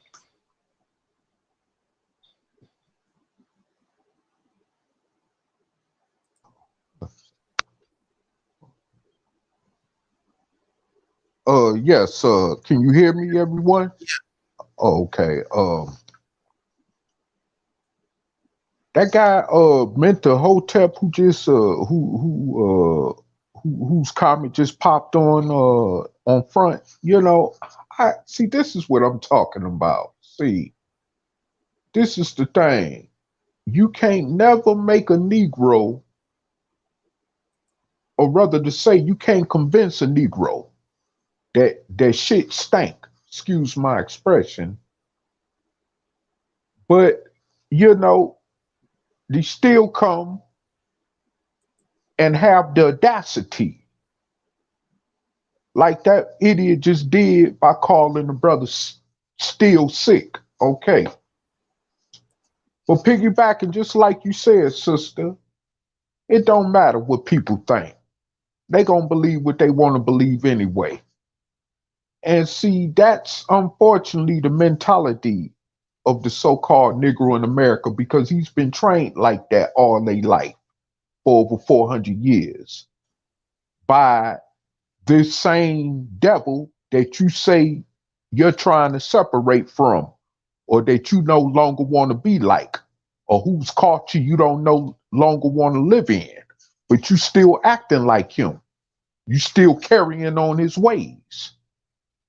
And see, this is the hypocrisy which drives me further away from just flat out wanting to deal with black niggas. I'm gonna just put it out there like that, because that's what they acting like anyway. And that's what most of them are, 95% of the time, So, I mean, it's like, what other recourse do I take? You see what I'm saying? Then, yes, and I appreciate it, Sister Karen. Yeah. What other course, do I take? Even far as my own individuality go, when it comes to my environment or where I live at, or what I do in my life. You see what I'm saying? Because I'm looking at us going further and further to hell as a people than more so coming out of hell. And one thing I could attribute to our ancestors who came up out of slavery, they were a whole lot braver than we were today. even the ones that got killed off in the Tulsa massacre that they just celebrated the 100th anniversary of this year, you know, and the ones in Rosewood. All of them was more braver than this generation of Black Americans is today. Mm-hmm. And that's unfortunate because they came straight up out of slavery. But here it is, we call ourselves being more advanced than them. Let some of us tell it, we're more highly intelligent than them. But, you know, I mean, all we just got to do is look at the results of where today's so-called Black America is at. And it won't take too much of a second, not even a second, to figure out what that's all about when comparing today's Black American generation to the Black American generation that just came out of slavery. Okay. Matter of fact, you can't even compare us to them. How about that? You know? But and this is the reason why, you know, I say that I see no reason why I should go around a bunch of other people that look like me in a condensed populated area around a bunch of other people that look like me. And I know there are those out there that may say, well, it's because you don't like yourself or you don't want to be around or have nothing to do with other Black people. You know what? Let me say this here. And I'm gonna make this perfectly clear, like someone would once say. Color ain't got a goddamn thing to do with my decision. It's the ignorance. That's what had something to do with my decision making and how I feel about certain things when it comes to dealing with Black people, okay? Just like it was some just like that Negro Omar Johnson gonna tell a brother that he was wrong for accepting or being with a sister or, well, a woman outside of our so-called ethnicity.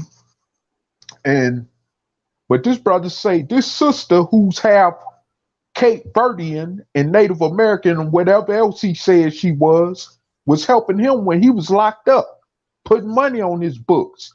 And all the other Black women that he tried to reach out to wasn't there for him. You see what I'm saying? And so he chose, you know, to do what he wanted to do when he got out of jail by sticking with her, you know? And he was trying to express, in his opinion, to Dr. Umar Johnson that, look, race didn't have nothing to do with that decision he made, okay? And see, people are so quick to jump the gun when Black people go out there and move other places, whether it's where's different other ethnicity groups or whatever, and say, well, you don't want to be around your people. That's a bunch of bull doodle in a lot of cases. You have Black people, like I've said before, and other videos I've made, including on this platform, that, you know, don't want to be bothered with the ignorance of other Black people. And it definitely ain't got nothing to do with skin color, because let me tell you something. This skin color that my skeleton sit inside will never leave me, okay? So I've accepted the reality that this is going to be my color until I die, okay? So I don't get caught up in all that color stuff like that. My point is that dealing with ignorance has a lot to do with my decision making today. You know? I mean, we ain't nowhere as a people to where we could come along and join with each other and cohabitate with each other in peace and civility anyway. So what I need to be around a bunch of ignorant black niggas for anyway? So I could walk out the door in the middle of some gunfire, smoke, and get killed like my cousin almost did in Detroit a few years ago over something she ain't had nothing to do with. You see what I'm saying? Do I need to live around that? Do I need to go back and live around that? No. And I refuse that. We not in no situation like the sister said to where black women could feel protected within their own community. Okay? Mm-hmm. So, you know, like I said before, color ain't got nothing to do with basing as far as based on the decisions I make in life, period. Even if it got to do with where I live at or where I move to. That's a person's right of choice anyway. You can't tell nobody where they can't go live and where they should live. Like that Negro on that African diaspora channel, Phil Scott, telling black people, don't move to them states that's predominantly white. But nigga, you live in a Houston suburb, a suburb outside of Houston. And then you married to a Mexican, but you telling black people you should marry outside your culture, right? Man, listen, I'm just tired of the hypocrisy, okay? Just like you got clowns like Farrakhan. You know, he'll excommunicate somebody from his organization for courting a white person. But you got his son that got a baby, that got a kid by a white person and married to one, and he got a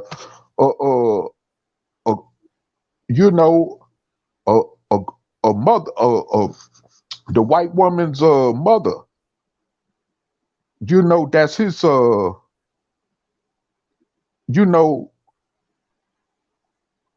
granddaughter-in-law. You see what I'm saying? So, I mean, and then Farrakhan has kids by a woman outside of the so-called Asiatic black race. You see what I'm saying? That's not even black. So this is the type of, hypocrisy that makes any person of so-called color with sense want to say, you know what? The hell with what y'all talking about? I'm going to do what I got to do. As far as my own self-preservation survival go. Because all that stuff y'all talking about, as far as pro-blackness, pro-black solidarity, this unity, this and that, y'all the main ones that's keeping our race from progressing more so than the black Christians are. And that's a fact. Y'all don't have no social program set up to help y'all own people in the communities like the Christians do. Tell me any pro-black organization out there that do. I'm waiting to hear. I'm waiting for you to comment in the comment section on it in response to that. Because you know that don't exist in the pro-black conscious community.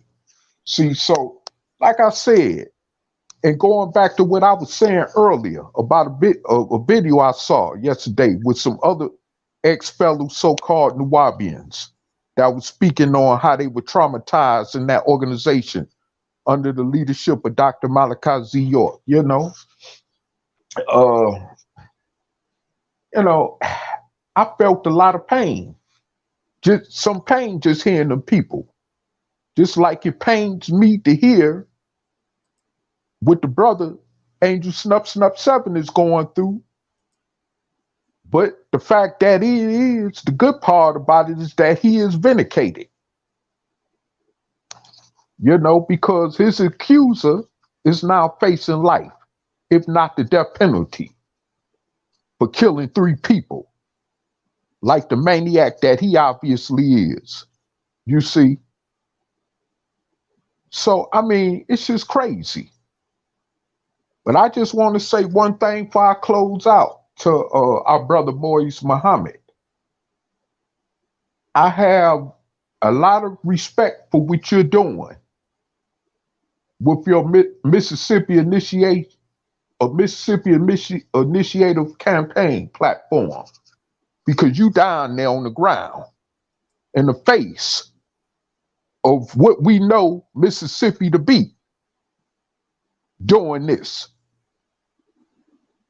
And you ain't playing no games about this.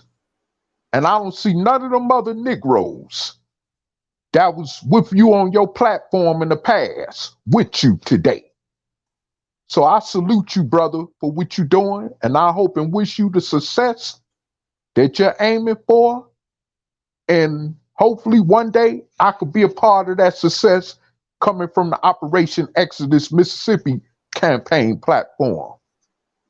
But like I said, you know, until we get to that point as a people, to where we gonna be successful and unified, what we will be able to cohabitate and live exactly among each other without all the craziness that goes on among each other as Black people in this country in the present, then I have no desire to go nowhere in this country where it is a bigger condensed population of other Black Americans.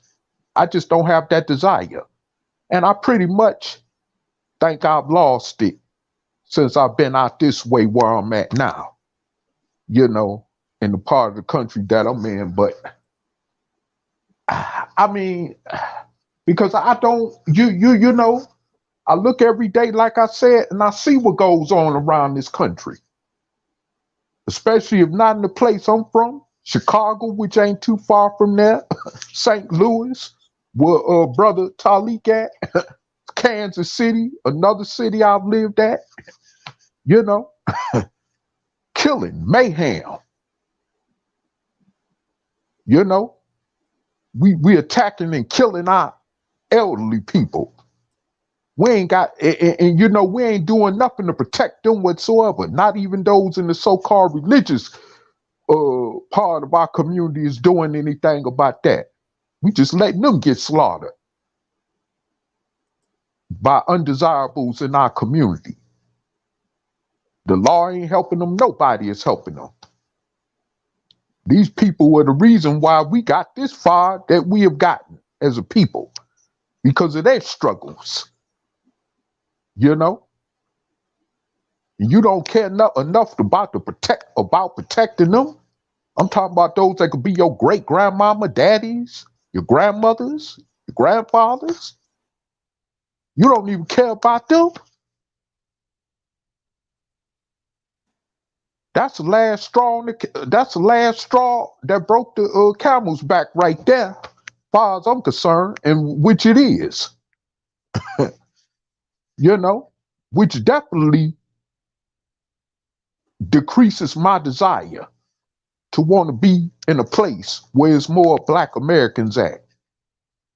You know, and yes, it is where I'm at. It is, you know, some complications when it comes to certain things that I don't have that much access to as being indigenous Black American. But you know what? I could be okay with that. I could be okay with that. Because today, I could at least live without the traumatization that I had to deal with being in a place where there's more Black people. You know? And that's just the fact of the reality of the situation. You know, so, I mean, hey, you know, like I said before, I just hate the reality of where we at today, you know? I just hate the reality of where we at today, and I could like I said, you know, I didn't even got to the point that when I go online and look at the news and I see another Black man that been killed or the Black woman that been killed by a racist or something, or lynched or some or whatever, or been called the nigger word or whatever, you know, I mean, or discriminated against some kind of way, yes, of course it pains me, naturally, because they look like me. They come from where I come from, ethnically. So yes, it's gonna pain me. But you know what? I still scroll over because I say, y'all don't give a damn about being free. So why should I give a damn about y'all like that? And that's just the reality of it. And then when y'all talk about, you know, the race is killing y'all, but y'all not quick to jump out there in the streets when you got, like I say, our elderly people getting killed and even raped from among the younger generations of our community, among those who are among the generations of our community, actually raping 80-year-old women like they did in Detroit, Michigan years before I left there, back a few years ago. You know what I'm saying? But that's okay. That's just the way things go on in the hood, which is the mentality of the day. Don't nobody care. So yes, I'm at that point. Why should I care? Even when the racists put a bullet in one of you, you know? Why should I give a damn? And that's just where I'm at with that. But you know, I don't want to ramble on because I know, you know, we got to close out. But I want to say thanks for letting me again share on this podcast tonight. And hey, I look forward to getting back on here with y'all again. And with that said enough, I pass the mic on to our brother Maurice Muhammad. All right. Thank you, big brother. And I thank you for supporting what we're doing, because at the end of the day, we're all working together.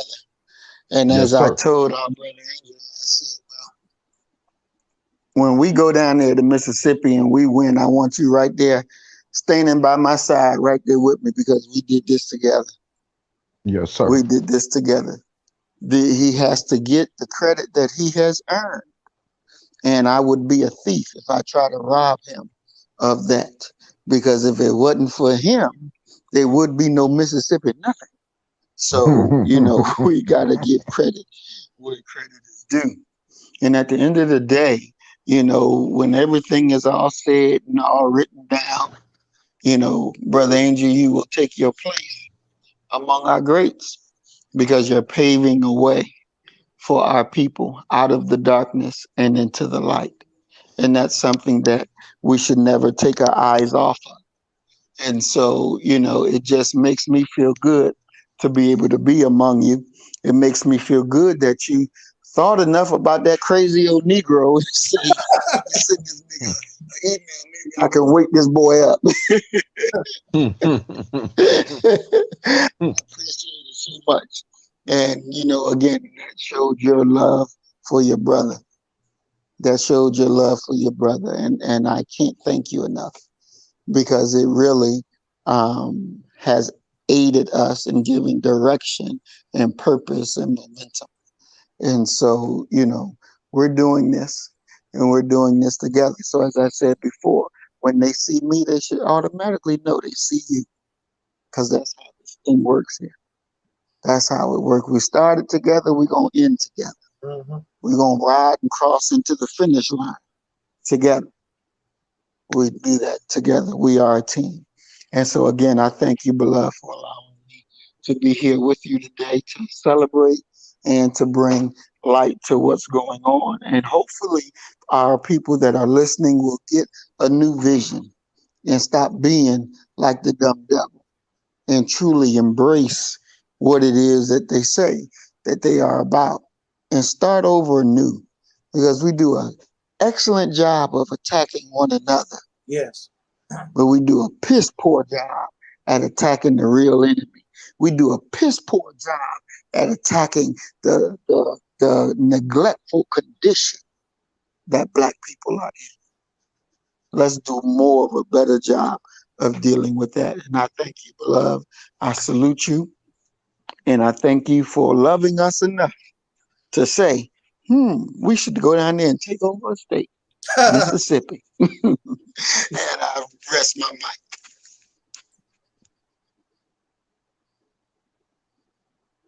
Yes, sir. Thank you, Brother Muhammad. Thank you, Sister Noble, Brother Talib, Wife Muhammad, Sister Karen, everybody in the chat room, the Deacons of Reality, of course, always in the house in support. I just want to say this one last thing before we get out of here. I've already made most of the announcements on the video itself, talking about supporting Sister Noble's book, the Mississippi Campaign website, and these other ones. But there's a new announcement that needs to be talked about, and that is the Mississippi Initiative website, which is right here. And on the website, our brother Maurice, B1 Whoop Ass, you can get B1 Whoop Ass merchandise right now available. Go check that website out. Get you a hat, get you a shirt, get you something. I'm gonna get me something, so when I come on here live, I'm gonna have a Maurice Boone hat or something. I'm gonna be wearing something on one of these live streams. I'm gonna get something, and to show our support for our sister campaign, Mississippi Initiative. Go to that site right there. Get a hat. Get something. I don't know if they got ink pens. We're gonna get something there. And also, I've been talking with Sister Muhammad, and I want to be able to offer OEMC merchandise. Get you a Deacons of Reality shirt or a Sister Nova shirt or something. We're gonna be able to offer something on the website. And all proceeds is to, as far as I'm concerned, is not even for my own personal enrichment. I want all those proceeds to go and really help the Mississippi Initiative. They are on the ground in Mississippi. They got it going on. We need to push that. And so a lot of people don't like giving outright donations. Well, you can get you a shirt, get you a hat, and that'll help in the cause also. We're looking at a decent price for the merchandise. Not going to try to rob nobody, because hopefully maybe you might buy more than a shirt or a hat. You get a shirt and a hat or a jacket or something. And that's what we want to be able to do. So I want to put that out there. Also, it's just an idea right now, but we also want to, like we was talking about the Mississippi, the Billboard Fund, but I'm looking at maybe it would be better if we went on like a 7-city tour where people can actually see us, ask us questions, and we can be hands-on. I think our money would probably be more well spent, because those billboards are very expensive and they're only out there for a little while. But when people actually meet you and talk to them hands-on, that goes a long, long way. Word of mouth, and especially if you can get them excited, they get to talking and spreading it to their friends. I think it would be more effective to have that 7-city tour. As you know, I'm not the most healthiest person in the world, but I want to do my best. I want to participate and try to get this done, because it needs to be done. And maybe all this is a good thing, because we can't do nothing without money, brothers and sisters. Maybe this happened at this particular moment in time. Maybe I can go into court. Maybe I can win us some money. That would be real. It'll be on and popping. Give us just, I don't even need millions of dollars. Just give us a little bit of help. We're going to leave all that Pan-African, all these other folks out in the damn dust. They're going to be talking about what they're going to do, and they're going to come to Mississippi. I'm going to say, where your passport at? That's what we're going to be doing, because we're going to be running things, doing it our way. Oh, definitely, we got to come to Jackson. That's the state capital. We got to hit Jackson. There ain't no doubt about that. So, I mean, we got a lot of things up in the air, And it's not about woulda, shoulda, coulda. We're going to make these things a reality, because if it don't become reality, it don't mean nothing anyway. And the only one who can make it reality is us. How hard we want to work, how hard we want to sacrifice, how hard we want to suffer, and even die in the process. And, you know, it's according to what's happening, we might be able to come to other places too. It's according to how hard we want to work. If you are on the East Coast, up north or whatever, if y'all get it together, we can scrape up the diamond dollars. Myself and Brother Muhammad, we can come and roll. No big deal. But you know, we concentrating on Mississippi, and we would like to get, in order to control this state, really we have to get everybody we can involved in order to get this job done. So of course we need Philly, we need Houston, we need Detroit, we need all that, because this, to help Mississippi, is to help the whole. And also, I'm putting it out there, I know they're not going to do it. Get y'all ragged ass team together. Me and Brother Muhammad would take on anybody in a debate about this. Bring your solution, whatever you think that you got, bring it. Myself and Brother Muhammad, bring your team, and we can get this together. Now, some of these other suckers that we're used to dealing with, I really don't want to mess with them. I already been there, done that. I'm talking about some brothers or sisters, whoever, that that's mature. We can sit back and have a real good discussion. Or, I mean, you're going to lose, but we can still have this discussion on the best solution, the most realistic solution for the so-called Negro, American Negro in this country. So with that said, thank you again. Just like the deacon said, get on the soul train. Let's get it together. Thank everybody. We'll catch y'all on the flip. And as Dom Cornelius used to always say as the pardon, I want to wish us love, peace, and soul. Thank you. We are.